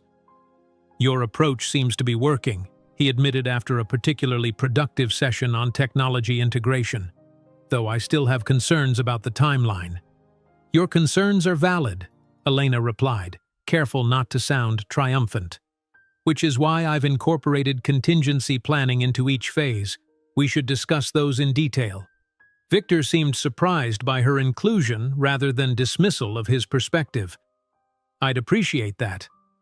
By Thursday evening, when the Tokyo team was scheduled to return to Japan, concrete agreements had been reached on integration sequencing, leadership structures, and communication protocols. The foundation for a successful merger had been established in just 4 days. A toast, Alexander proposed at the farewell dinner, raising his glass to the combined teams. To new partnerships and shared success. As glasses clinked around the table, Tanaka added his own toast. And to Elena Russo, whose understanding of our culture has made this partnership possible. Elena accepted the praise with appropriate modesty, but inside she felt a profound satisfaction. This was what she had studied for years, the practical application of cultural understanding to bridge divides and create mutual benefit. After dinner, as the Tokyo executives prepared to depart for the airport, Tanaka pulled Elena aside. Wells-san has found a treasure in you, he said. Your approach honors both our cultures. I look forward to working with you through this integration. The honor is mine, Elena replied sincerely. Your openness has made my job easier. When the Tokyo team had departed, the GCI executives gathered for a brief debrief. Howard Mercer, usually reserved with praise, was uncharacteristically effusive. Remarkable progress, he declared. The board will be pleased. Alexander, your decision to bring Elena on board has proven inspired. Elena deserves the credit, Alexander replied. Her integration plan and cultural approach made this possible. As the meeting concluded and executives dispersed, Alexander approached Elena. A moment of your time? In his office, Alexander closed the door and turned to her with a smile that made her pulse quicken. I won't keep you long, but I wanted to say this privately. What you've accomplished this week isn't just good for the Tokyo merger, it's transformative for GCI. You've shown this company a new way to approach international business. I was just applying what I've studied, Elena demurred. No, it's more than academic knowledge. It's your natural ability to connect with people across cultural divides. He paused, seeming to choose his next words carefully. Elena, I'd like to expand your role, beyond the Tokyo merger. In what way? I want you to develop a comprehensive cultural integration framework for all GCI international operations, a new approach that can be applied across our global business. Elena blinked in surprise. That would be a significant undertaking. And a significant promotion, Alexander added. You'd become Senior Vice President of Global Integration, reporting directly to me. The offer was stunning, a major promotion after less than 2 weeks at the company. I don't know what to say. Say yes, Alexander urged. You've proven yourself beyond any doubt this week. The Tokyo team respects you. Our executives have seen your value. This is the logical next step. Elena felt a mix of excitement and caution. What about my PhD? This would require even more of my time. We'll continue to accommodate your academic work, Alexander assured her. In fact, this new role could complement your dissertation perfectly. You'd have unprecedented access to international communication data across dozens of cultures. It was a compelling argument and the professional opportunity was extraordinary. Yet Elena hesitated, sensing that this promotion would bind her more tightly to GCI and to Alexander himself. Can I think about it? She asked. This is a significant decision. Of course. His expression was understanding. Take the weekend. We can discuss details on Monday. As Elena gathered her things to leave, Alexander added, Regardless of your decision, Elena, I want you to know how much I've come to value not just your work, but your presence at GCI. You've brought something to this company that we didn't even know we were missing. The sincerity in his voice left her momentarily speechless. Thank you, she managed finally. That means a great deal to me. Walking to the subway station, Elena's mind raced with possibilities. Senior Vice President at 32, with direct access to global communication data that would make her dissertation groundbreaking. It was an academic and professional dream. So why did she feel so conflicted?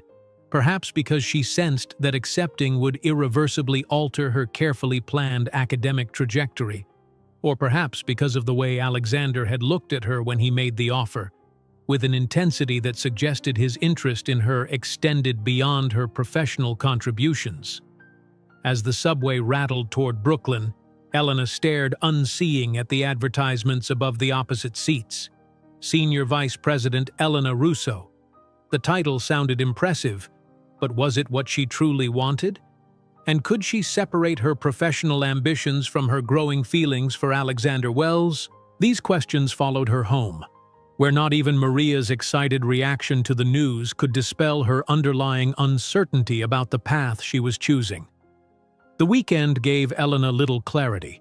She spent Saturday morning in the university library, working on her dissertation and trying to imagine how the senior vice president role would impact her academic goals. By afternoon, she found herself at a small cafe near Central Park, calling the one person whose advice she truly valued on professional matters. Professor Harlow? It's Elena. Do you have a moment to talk? For my star student? Always, came the warm reply. Though I've been beginning to wonder if you've abandoned academia entirely for corporate glamour. Elena smiled at his teasing tone. Actually, that's what I wanted to discuss. I've been offered a promotion, Senior Vice President of Global Integration. A low whistle came through the phone. After 2 weeks? Either you're performing miracles or this CEO is more smitten than I thought. It's not like that, Elena protested, though her warming cheeks suggested otherwise. The Tokyo merger integration is going exceptionally well. My approach has proven effective. I don't doubt your abilities, Elena. I've always known you were destined for remarkable things. The question is whether those things should be in academia or business.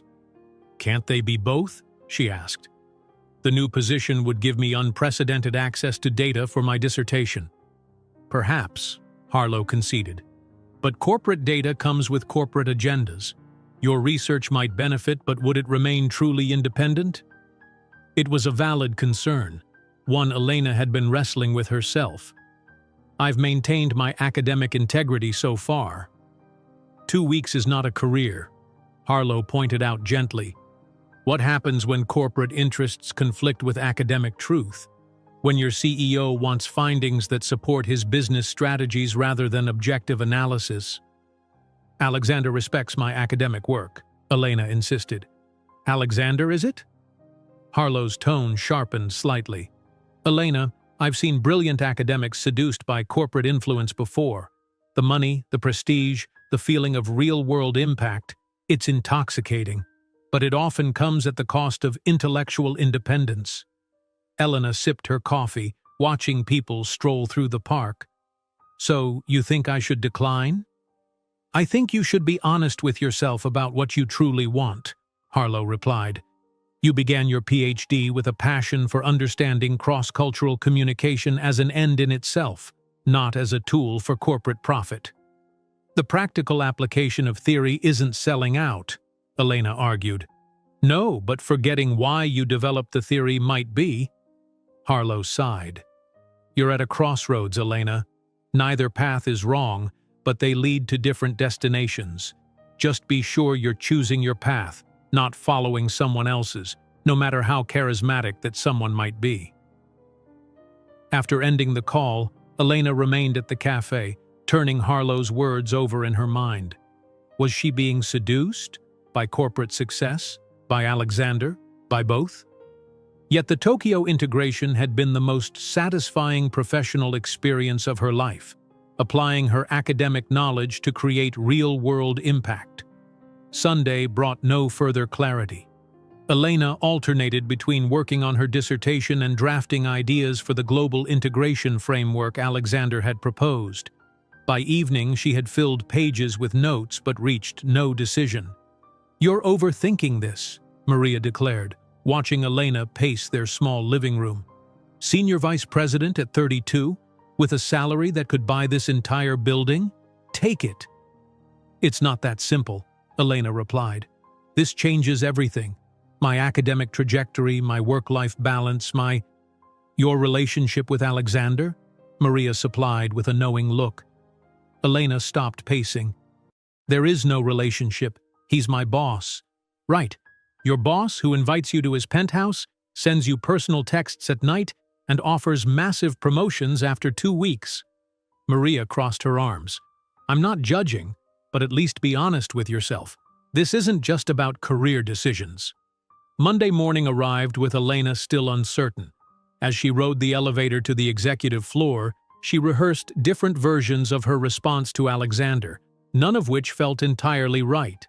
To her surprise, the floor was abuzz with activity. Staff members moved with unusual urgency, and through the glass walls of the conference room, she could see Alexander in intense conversation with Howard Mercer and several executives she didn't recognize. James appeared at her side, looking harried.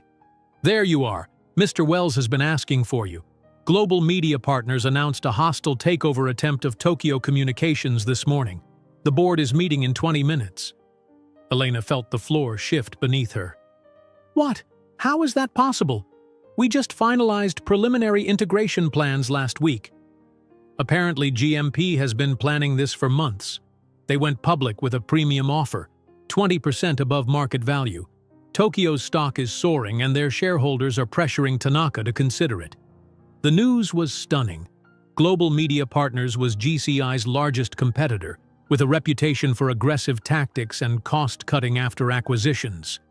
If they acquired Tokyo Communications, they would not only block GCI's expansion plans, but gain a significant advantage in Asian markets. Mr. Wells wants you in the emergency board meeting, James added, handing her a tablet. These just came in from Tanaka. The message from Tanaka was brief but clear. Situation complicated. Board members divided. Need strong counter-narrative to GMP's financial offer. Cultural integration plan may be key differentiator. Please advise urgently. Alexander spotted her through the glass and motioned her in. His expression was grave but controlled. Elena, he said as she entered. You've heard? Just now. It's shocking. And perfectly timed, Howard Mercer added bitterly. They waited until our integration plans were public, then swooped in with their offer. Alexander made quick introductions to the executives Elena didn't know: GCI's legal counsel, PR director, and chief strategy officer, then outlined the situation. GMP is offering a significant premium, appealing directly to Tokyo's shareholders. Tanaka prefers our partnership but is facing pressure from his board. We need a compelling counter-strategy, and we need it before the markets close in Tokyo. Elena glanced at the time. That gave them less than 6 hours. "What's our current response?" she asked. "The obvious would be to increase our offer," said the strategy officer. "But that would strain our finances and potentially make the acquisition unprofitable." "And play directly into GMP's hands," Alexander added. "They're expecting a bidding war they can afford to win. We need a different approach." All eyes turned to Elena when Alexander added, "That's where you come in. Your cultural integration framework might be our strongest differentiator." The weight of responsibility settled on Elena's shoulders. This was no longer a theoretical exercise in cross-cultural communication. It was a high-stakes corporate battle with billions of dollars and thousands of jobs at stake. "I need everything we have on GMP's past acquisitions," she said, her decision-making clarity returning in the face of crisis. "Particularly their integration track records." As the team mobilized to gather information, Alexander pulled Elena aside. "I know this isn't how you expected to start your week, especially when you were still considering the SVP role." "The promotion is secondary now," Elena replied. "Saving the Tokyo merger takes priority." Alexander nodded, a hint of admiration in his eyes. "I knew you'd say that. For what it's worth, how you handle this crisis will likely make the board insist on your promotion, regardless of your decision." The emergency board meeting was tense. Directors fired questions about GMP's offer, Tokyo's likely response, and GCI's options. Elena listened carefully, noting the board's primary concerns were financial rather than cultural or strategic. When Alexander invited her to present her thoughts, Elena approached the situation with the analytical clarity that had made her an exceptional academic. "GMP's offer is financially attractive but strategically disastrous for Tokyo Communications," she began. "Their past acquisitions follow a predictable pattern: aggressive cost-cutting, centralization of decision-making, and rapid staff turnover." She displayed data from GMP's previous Asian acquisitions. In each case, key relationship managers departed within 6 months, and client retention dropped by an average of 40%. For a relationship-based business like Tokyo Communications, this approach would destroy their core value. The room grew quieter as Elena continued, outlining the stark contrast between GMP's integration approach and GCI's cultural framework. "Tokyo's executives have already experienced our commitment to preserving their business culture. Tanaka himself has endorsed our integration plan." "But will that overcome a 20% premium to shareholders?" asked a skeptical board member. "Not alone," Elena acknowledged. "But combined with a targeted approach to key stakeholders, it could. Tokyo's founding families still control 30% of shares, and they care deeply about the company's legacy and employees." She proposed a 3-pronged strategy: a modest increase in GCI's financial offer, a public commitment to the cultural integration framework, and a direct appeal to Tokyo's founding families emphasizing long-term value preservation over short-term financial gain. "We don't need to match GMP's offer," she concluded. "We need to change the conversation from immediate share price to long-term value creation." When she finished, the boardroom was silent for a moment. Then Alexander spoke.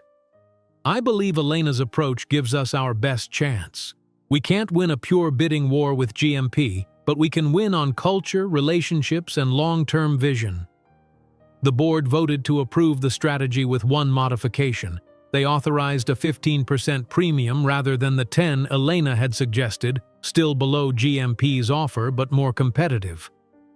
"Get this to Tanaka immediately," the chairman instructed, "and prepare for a public statement once Tokyo's market closes." As the meeting adjourned, Howard Mercer approached Elena. Impressive analysis under pressure. Wells was right about you. Thank you, Elena replied, still processing the whirlwind of events. Alexander was deep in conversation with the legal team, but he caught her eye across the room and nodded slightly, acknowledgement of a battle well fought, though the war was far from over. The next hours passed in a blur of activity. Elena worked with the communications team to craft messages that would resonate with Tokyo's various stakeholders. She conferred with Tanaka via video call, coaching him on how to frame GCI's counteroffer to his board. The legal team prepared formal documents while the finance department refined the offer structure. By the time Tokyo's market closed, they had done all they could. Now they could only wait for Tanaka's board to meet and make their decision. It was after 8 when Alexander found Elena in her office, still reviewing cultural integration documents. "You should go home," he said gently. "There's nothing more we can do tonight." Elena looked up, suddenly aware of her exhaustion. What if it's not enough? What if GMP wins? "Then we'll adapt," Alexander replied, sitting across from her. "That's business. But you've given us a fighting chance we wouldn't have had otherwise." He studied her for a moment. "I know today's crisis derailed our conversation about the SVP position. Have you made a decision?" Elena hadn't expected the question amid the takeover drama. "I've been a bit preoccupied," she admitted with a small smile. "Of course," Alexander nodded. "It can wait until this situation resolves." "No," Elena surprised herself by saying. "I don't need more time. I want the position." The words came out with a certainty she hadn't felt the day before. Something about the day's crisis had crystallized her thinking. The academic perspective she brought to GCI's real-world challenges was valuable, perhaps uniquely so. She could maintain her intellectual integrity while applying her knowledge in ways that affected thousands of lives. Alexander's face brightened with genuine pleasure. "I'm glad. GCI needs you, Elena. Today proved that beyond any doubt." "I have conditions," she added quickly. "My dissertation remains a priority. I'll need flexibility for research and writing, and I want complete academic freedom with my findings, even if they sometimes challenge GCI's practices." "Agreed," Alexander said without hesitation. "Your academic integrity is part of what makes you valuable to us." He stood, offering his hand to seal the agreement. As Elena shook it, she felt the warmth of his grip and saw something in his eyes that transcended professional satisfaction. "We'll announce your promotion once the Tokyo situation stabilizes," he said. "In the meantime, I'm afraid we both have a long night ahead. Tanaka's board meets at midnight our time." Elena nodded, suddenly very aware of his proximity in her quiet office. "I should get some coffee then." "I have a better idea," Alexander replied. "Dinner in my office? I've already ordered from that Thai place you mentioned liking." The thoughtful gesture touched her. "That sounds perfect, actually." As they walked together toward his office, Elena felt a subtle shift in their relationship. Still professional, but warmer, more personal. The crisis had forged a deeper connection between them, and her acceptance of the SVP role had removed one layer of uncertainty. Whether this evolution was wise remained to be seen, but for now Elena was content to share Thai food with Alexander while waiting for news from Tokyo that would determine their professional future. The personal future, whatever it might hold, would unfold in its own time. The call from Tokyo came at 2:17 a.m. Elena had dozed off on the couch in Alexander's office, the remains of their Thai dinner still on the coffee table. She woke to the sound of Alexander's voice, low and intent, speaking into his phone. "I understand. Yes, that's acceptable. We'll prepare the announcement for morning." He ended the call and turned to Elena, his face illuminated by the city lights streaming through the windows. "They chose us." Elena sat up, instantly alert. "They rejected GMP's offer?" "Not entirely," Alexander clarified, sitting beside her. "Tanaka convinced his board to accept our lower bid with conditions. We need to increase our cultural integration team and provide contractual guarantees about maintaining their core management structure. Relief washed over her. That's reasonable. It validates our approach. It validates your approach, Alexander corrected. Your cultural framework was the deciding factor. Tanaka said the founding families were particularly impressed by our commitment to preserving their corporate heritage. Elena couldn't suppress her smile. So the merger is safe? Better than safe, stronger. Alexander's eyes shone with victory and something more personal. We've set a new standard for international acquisitions, and it's because of you. The moment stretched between them, charged with shared triumph and growing attraction. Elena became acutely aware of their proximity on the couch, of the late hour, of the intimacy of having fallen asleep in his office. Alexander seemed to realize it too. He stood, creating necessary distance. We should both get some rest. Tomorrow we'll be busy with announcements and implementation planning. Of course, Elena agreed, gathering her things. I'll review the integration guarantees first thing in the morning. Alexander called his driver to take her home, and they rode the elevator down in comfortable silence, both exhausted but satisfied with the outcome. At the lobby, he surprised her by lightly touching her cheek. Thank you, Elena. Not just for today, but for bringing a perspective to GCI that we desperately needed. The gesture was brief, professional enough to be appropriate, yet personal enough to make her pulse quicken. Good night, Alexander. In the car, Elena replayed the events of the extraordinary day. She had committed to the SVP position, helped save a billion-dollar merger, and felt the undeniable progression of her relationship with Alexander from purely professional to something more complex. All while her dissertation waited patiently on her laptop, a reminder of the academic life she was not quite leaving behind. The following weeks passed in a whirlwind of activity. GCI publicly announced the successful counter to GMP's hostile takeover attempt, with financial analysts praising the company's innovative approach to acquisition strategy. Elena's promotion to Senior Vice President of Global Integration was announced simultaneously, generating significant industry attention. The multilingual waitress becomes corporate executive, read one business publication's headline. Elena found the media attention disconcerting but focused on building her new department and implementing the Tokyo integration plan. Alexander was a constant presence, supportive and challenging in equal measure. Their working relationship deepened as they traveled together to Tokyo to finalize the merger details, then to GCI's European offices to introduce Elena's cultural integration framework to regional leadership. Throughout, Elena maintained her academic work as best she could, rising early to write dissertation chapters before breakfast and scheduling regular calls with Professor Harlow. But as the weeks stretched into months, she found herself repeatedly postponing research deadlines as GCI demands multiplied. "You've missed 2 chapter submission dates," Harlow noted during one of their calls, his tone more concerned than accusatory. "Is the corporate world consuming you already?" "It's temporary," Elena assured him. "Once the Tokyo integration stabilizes, I'll have more time for writing." But both knew the academic timeline was slipping, sacrificed to corporate urgency. Elena promised herself she would regain balance soon, once the initial frenzy of her new position settled. Her personal life underwent similar compression. Maria joked that their apartment had become a storage unit, as Elena rarely spent waking hours there. Friendships outside work faded into occasional text messages and rain-checked coffee dates. Most concerning was the evolving nature of her relationship with Alexander.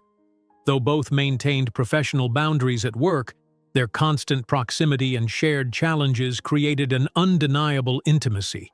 Late-night strategy sessions, working dinners, and long flights seated together blurred the line between colleagues and something more. 4 months after the Tokyo crisis, Elena found herself in Alexander's penthouse again, reviewing global integration metrics over dinner. The pattern had become familiar, professional discussion that gradually shifted to more personal topics as the evening progressed. "Your approach is transforming how we manage international relationships," Alexander noted, refilling her wine glass. The European leadership team has reported a 30% improvement in cross-cultural project outcomes since implementing your framework. That's encouraging, Elena replied, genuinely pleased. Though I'm concerned about the Middle Eastern offices, their adoption rate is significantly lower. Cultural resistance to change, Alexander suggested. Perhaps you should visit Dubai next month to address it personally. Elena hesitated.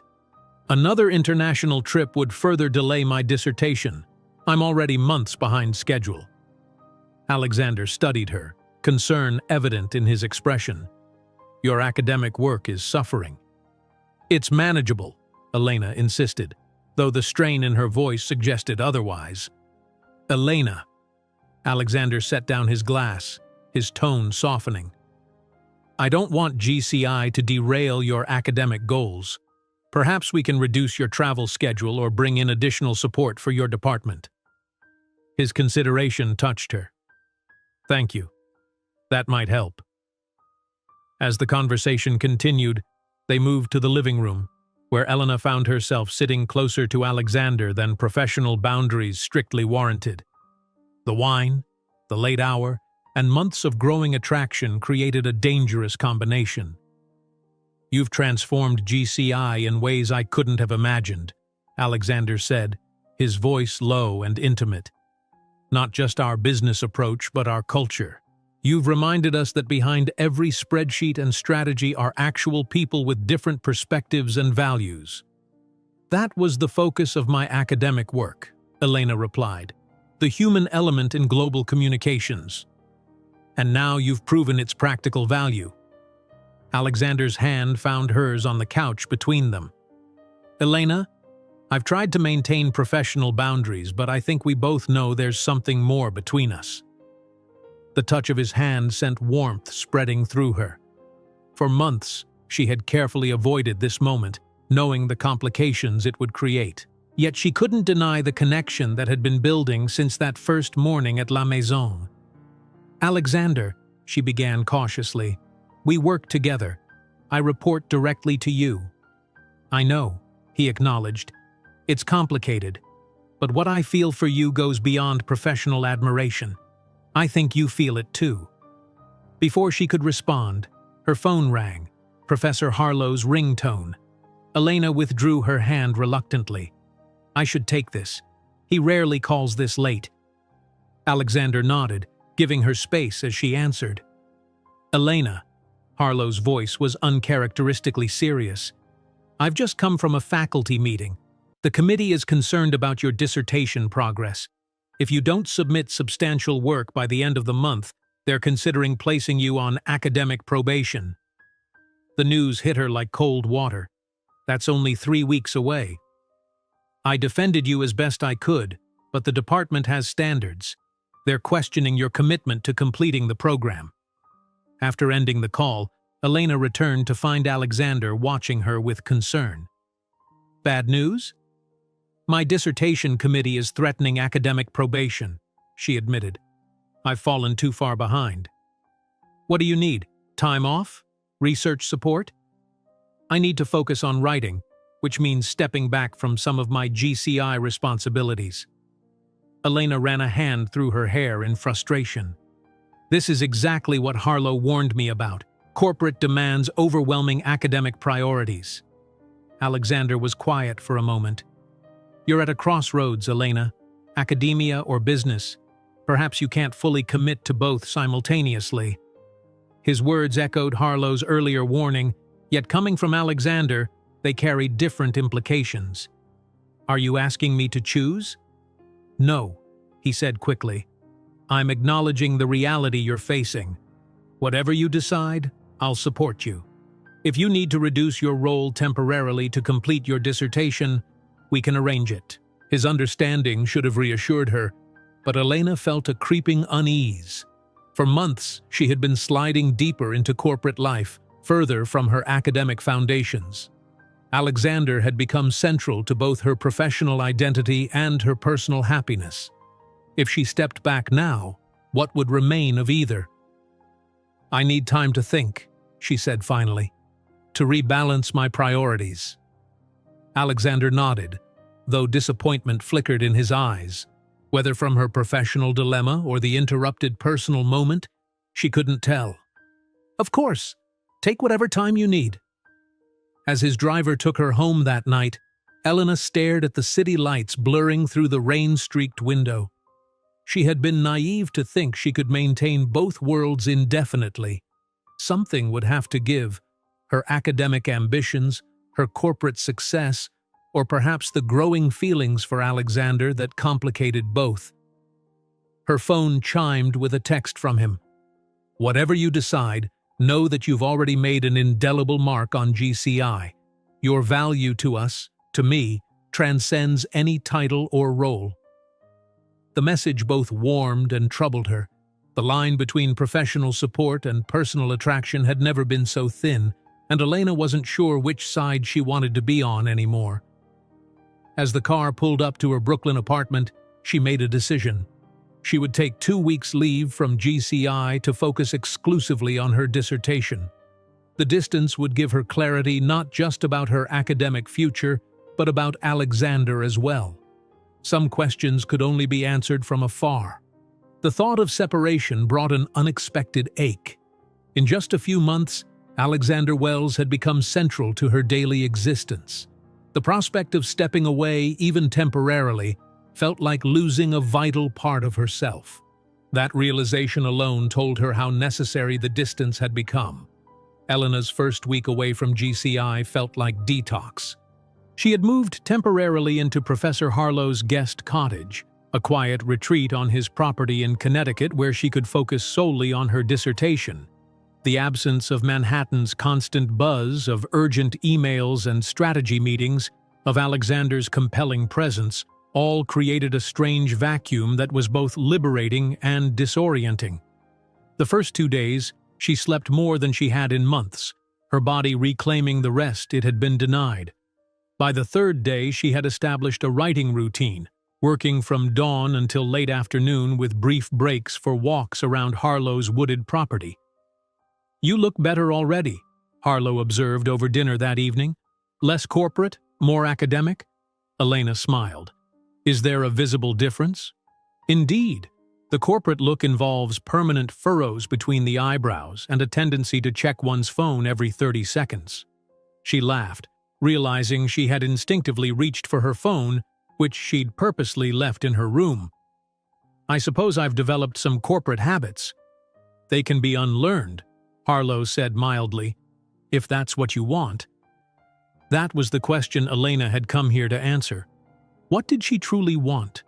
The academic path she had planned for years, or the unexpected corporate trajectory that had opened before her? And what about Alexander?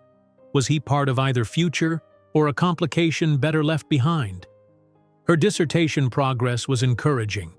Freed from distraction, she wrote fluidly, integrating her practical experiences at GCI into her theoretical framework. The real-world examples strengthened her academic arguments in ways she hadn't anticipated. "This is excellent work," Harlow commented after reviewing her latest chapter. "Your corporate experience has actually deepened your academic analysis. The section on hierarchical communication patterns in Japanese corporations is particularly insightful. The Tokyo Communications merger gave me unprecedented access," Elena acknowledged.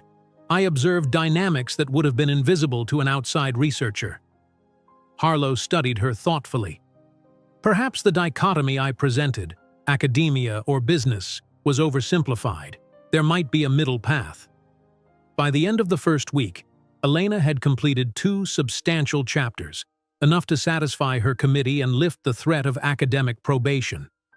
She should have felt triumphant, but instead found herself increasingly restless, checking her phone more frequently for messages from GCI, from Alexander. He had respected her request for space, sending only one brief text. "The team misses your insight. Take all the time you need. A.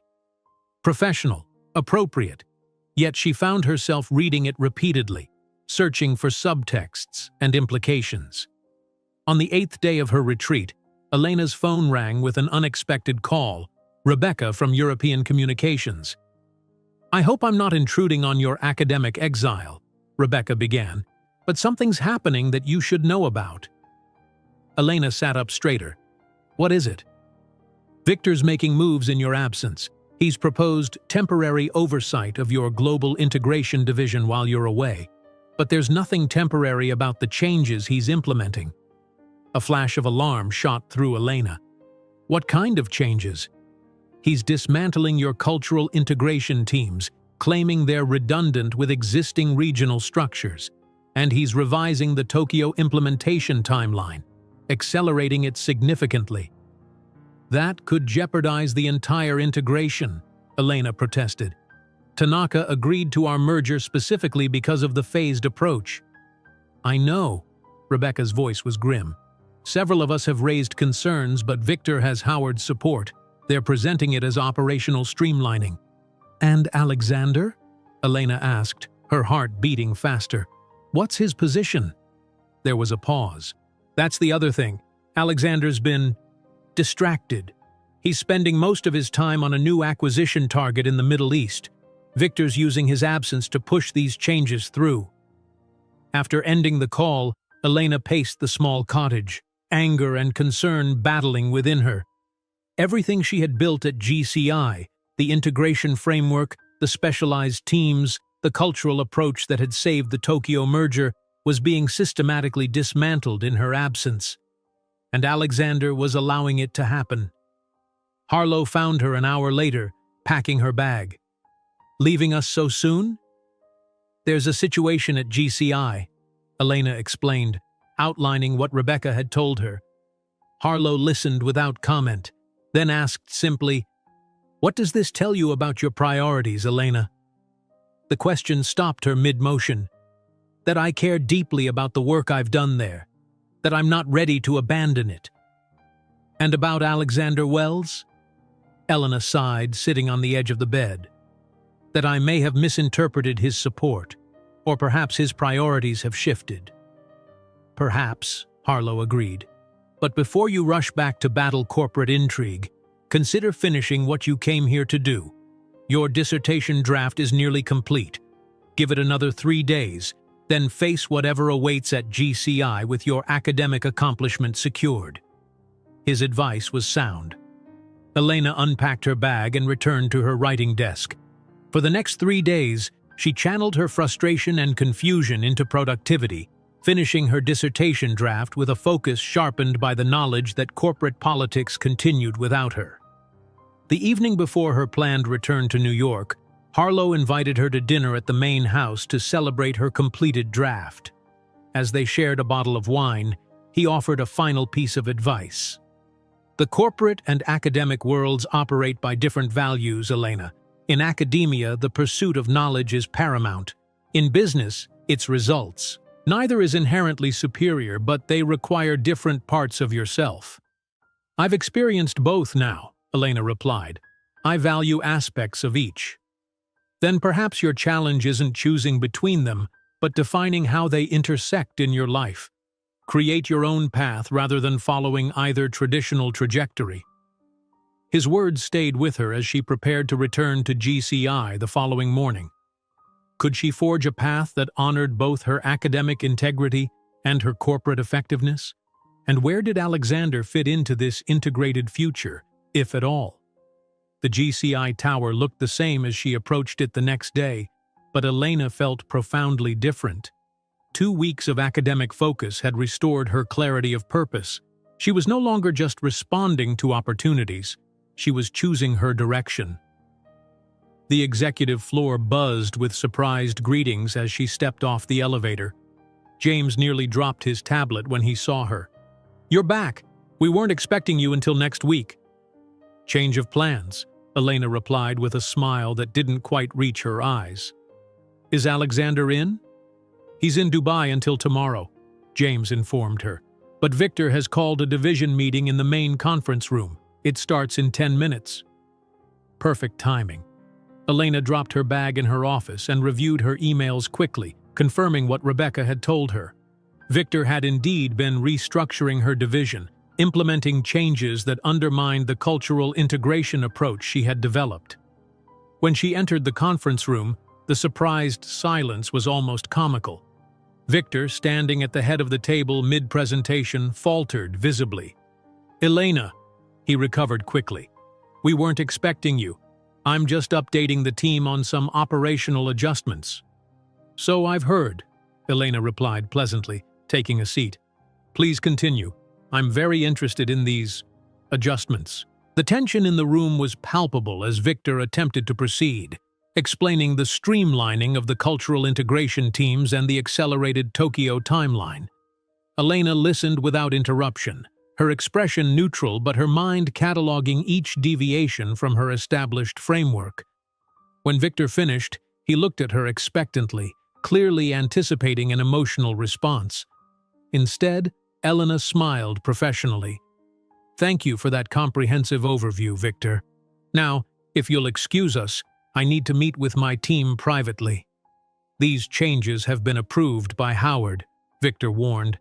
"They're being implemented immediately." "I understand," Elena replied, her voice cool but controlled. "And I look forward to discussing them with Howard and Alexander when he returns. For now, I'd like to speak with my team." Victor hesitated, clearly weighing his options, then nodded stiffly and left the room. As soon as the door closed, Elena's team erupted in relieved exclamations. "We thought you might not come back," one admitted. "Victor said you were considering a full return to academia," another added. Elena held up her hand to quiet them. "I completed my dissertation draft, but my commitment to our work here hasn't changed. Now let's discuss what's actually happening with Tokyo Communications." For the next 2 hours, Elena listened as her team detailed the changes Victor had implemented and their potential consequences. The picture was concerning. The accelerated timeline was already creating friction with Tokyo's management, and dismantling the specialized cultural teams had left integration work fragmented and inconsistent.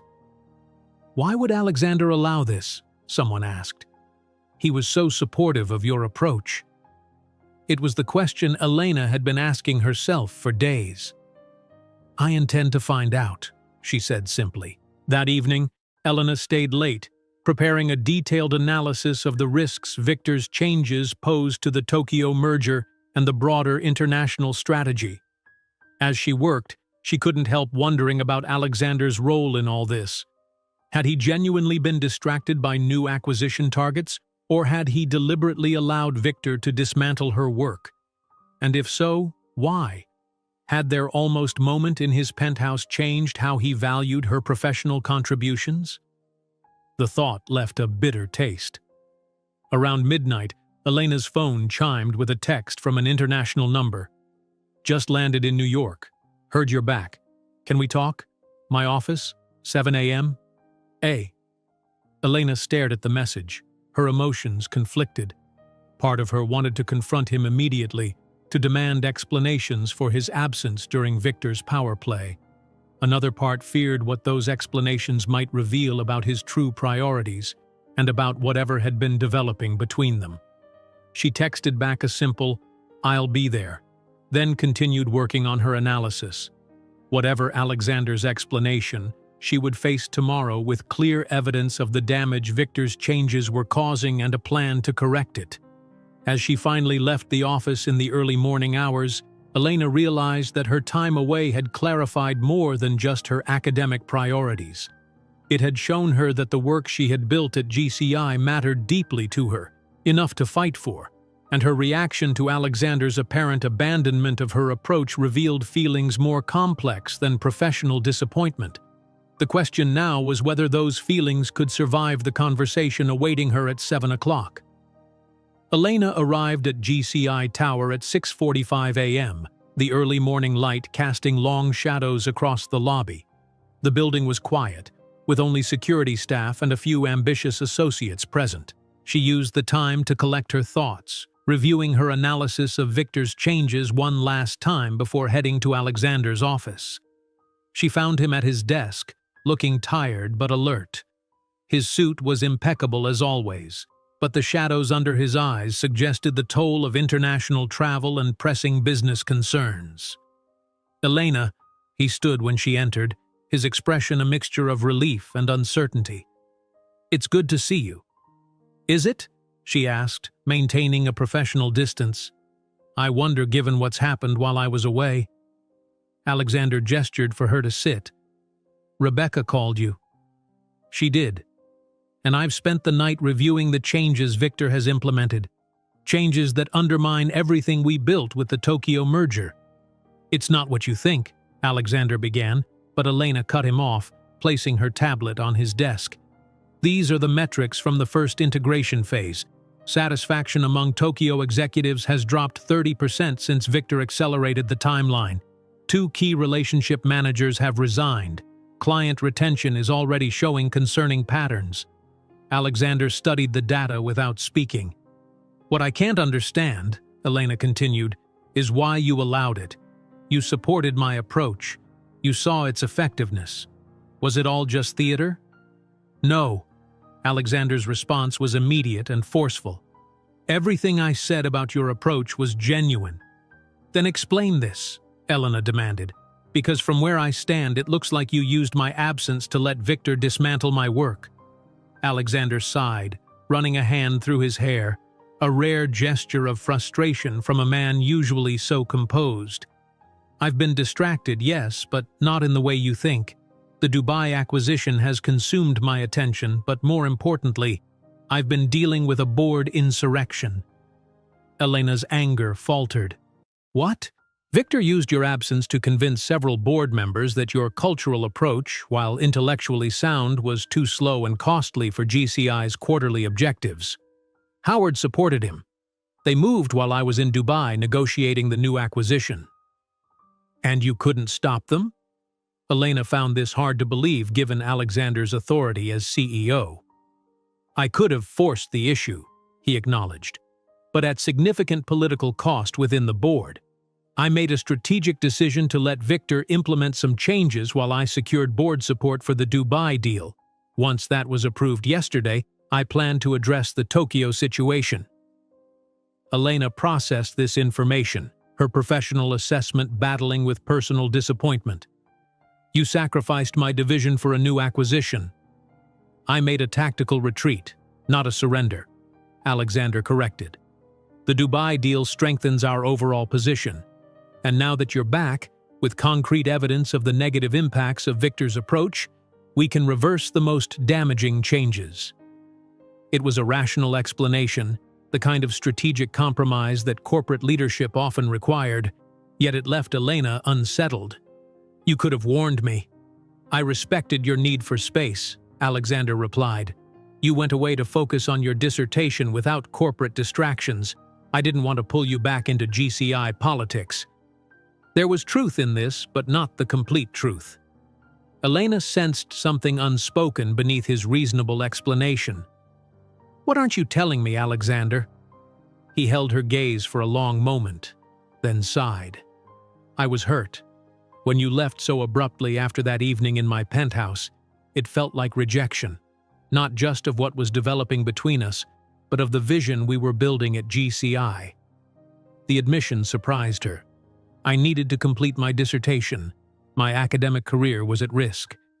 "I know that intellectually," he acknowledged, "but emotionally, it felt like you were choosing between GCI and academia, between me and your previous life." The vulnerability in his admission shifted something in Elena. She had been so focused on her own difficult balance that she hadn't fully considered how her departure might have appeared to him. "I wasn't rejecting you or GCI," she said more gently. "I was trying to preserve both parts of my life, and I succeeded. My dissertation draft is complete." Alexander's expression brightened. "That's wonderful. Congratulations." "Thank you."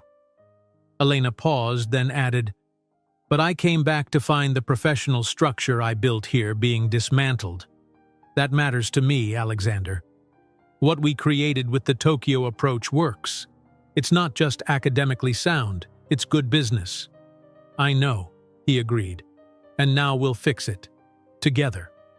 He reached across the desk, his hand outstretched. "Partners again?" Elena hesitated, then took his hand. "Professional partners, certainly. The rest is more complicated. Because I'm your boss.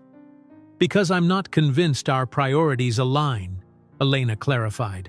When crisis hit, you made choices that protected your board position and new acquisition at the expense of work I built. That makes me question how you value what I bring to GCI. Alexander withdrew his hand slowly. That's fair, but I hope you'll allow me to demonstrate that I do value your contribution tremendously. Actions, not words, Elena replied. Then let's act. Today, call an emergency meeting with your team and the Tokyo representatives. I'll be there to publicly reverse Victor's most damaging changes and reaffirm our commitment to your cultural integration approach. His decisiveness was encouraging, but Elena remained cautious. And Victor? Will need to adapt or reconsider his position at GCI, Alexander stated firmly. I've allowed him significant latitude over the years, but not at the expense of our company's international strategy, especially not when we have data proving your approach's superiority. By midday, Alexander had made good on his promise.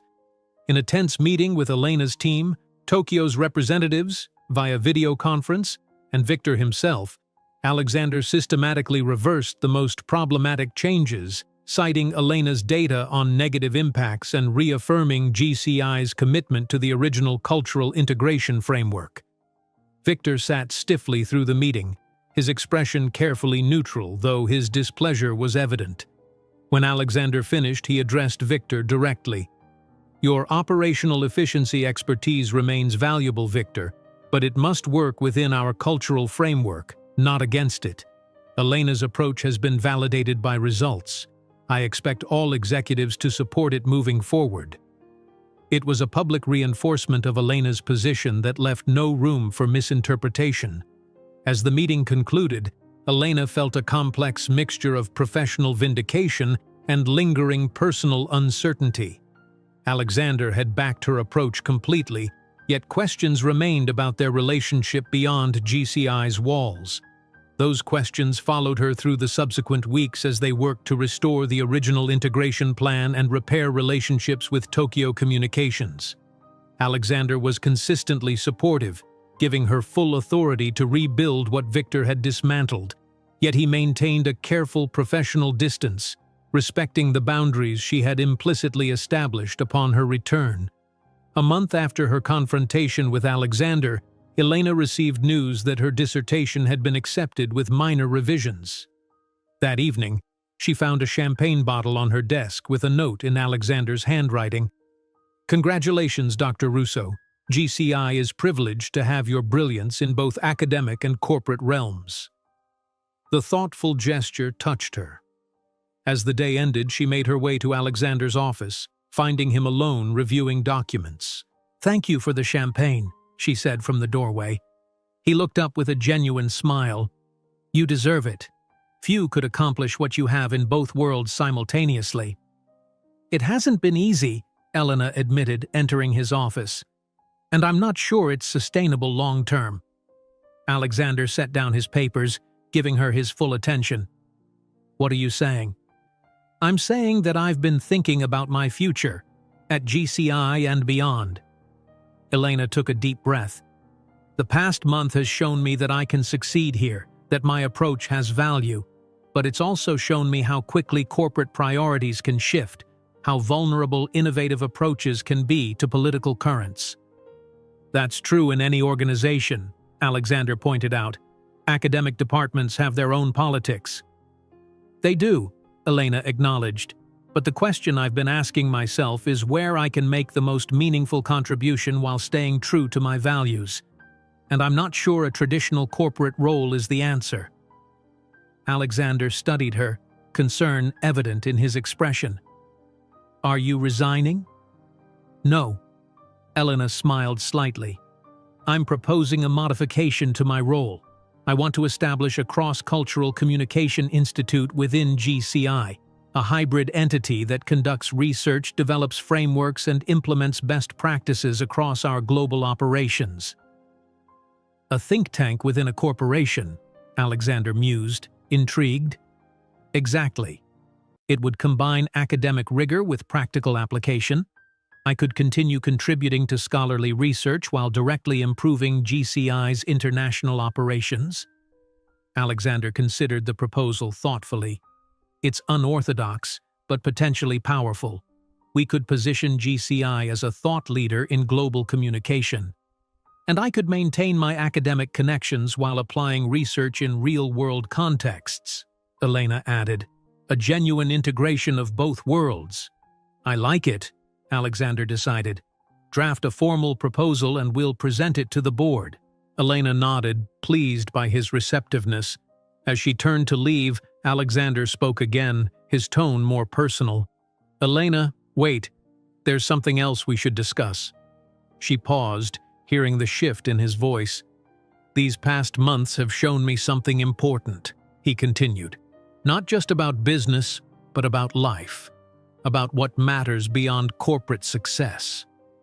And what's that? Elena asked softly. Balance, connection, a future that includes more than just quarterly results and acquisitions. He met her eyes directly. I've built a global company, but I've neglected to build a life outside it. Working with you has made me realize what I've been missing. Elena felt her heartbeat quicken. Alexander, I'm not asking for an immediate answer, he assured her. But I want you to know that my feelings for you go beyond professional admiration. I see a future that could include both of us, building something together, not just at GCI but personally, a partnership, a family even someday. The unexpected mention of family caught Elena by surprise. Children? Yes, Alexander admitted with a vulnerability she'd rarely seen in him. I've spent my life building a corporate legacy, but lately I've been thinking about a more personal one, and when I imagine that future, you're part of it. The honesty of his confession touched her deeply. For months, she had been balancing professional and academic identities, never fully resolving how Alexander fit into either. Now he was offering a third path, one that integrated all aspects of her life into something new and uncharted. I need time, she said finally, to establish this institute, to find my footing in this hybrid role, to be sure of what I want beyond GCI. Take all the time you need, Alexander replied. I've learned my lesson about rushing decisions that affect your future. Just know that whatever you decide professionally, my feelings won't change. As Elena left his office, she felt a sense of possibility she hadn't experienced since that first morning at La Maison, when Alexander had watched her speaking 9 languages and seen potential she hadn't fully recognized in herself. The future remained unwritten, her institute to build, her relationship with Alexander to explore, her balance between academic and corporate worlds to maintain.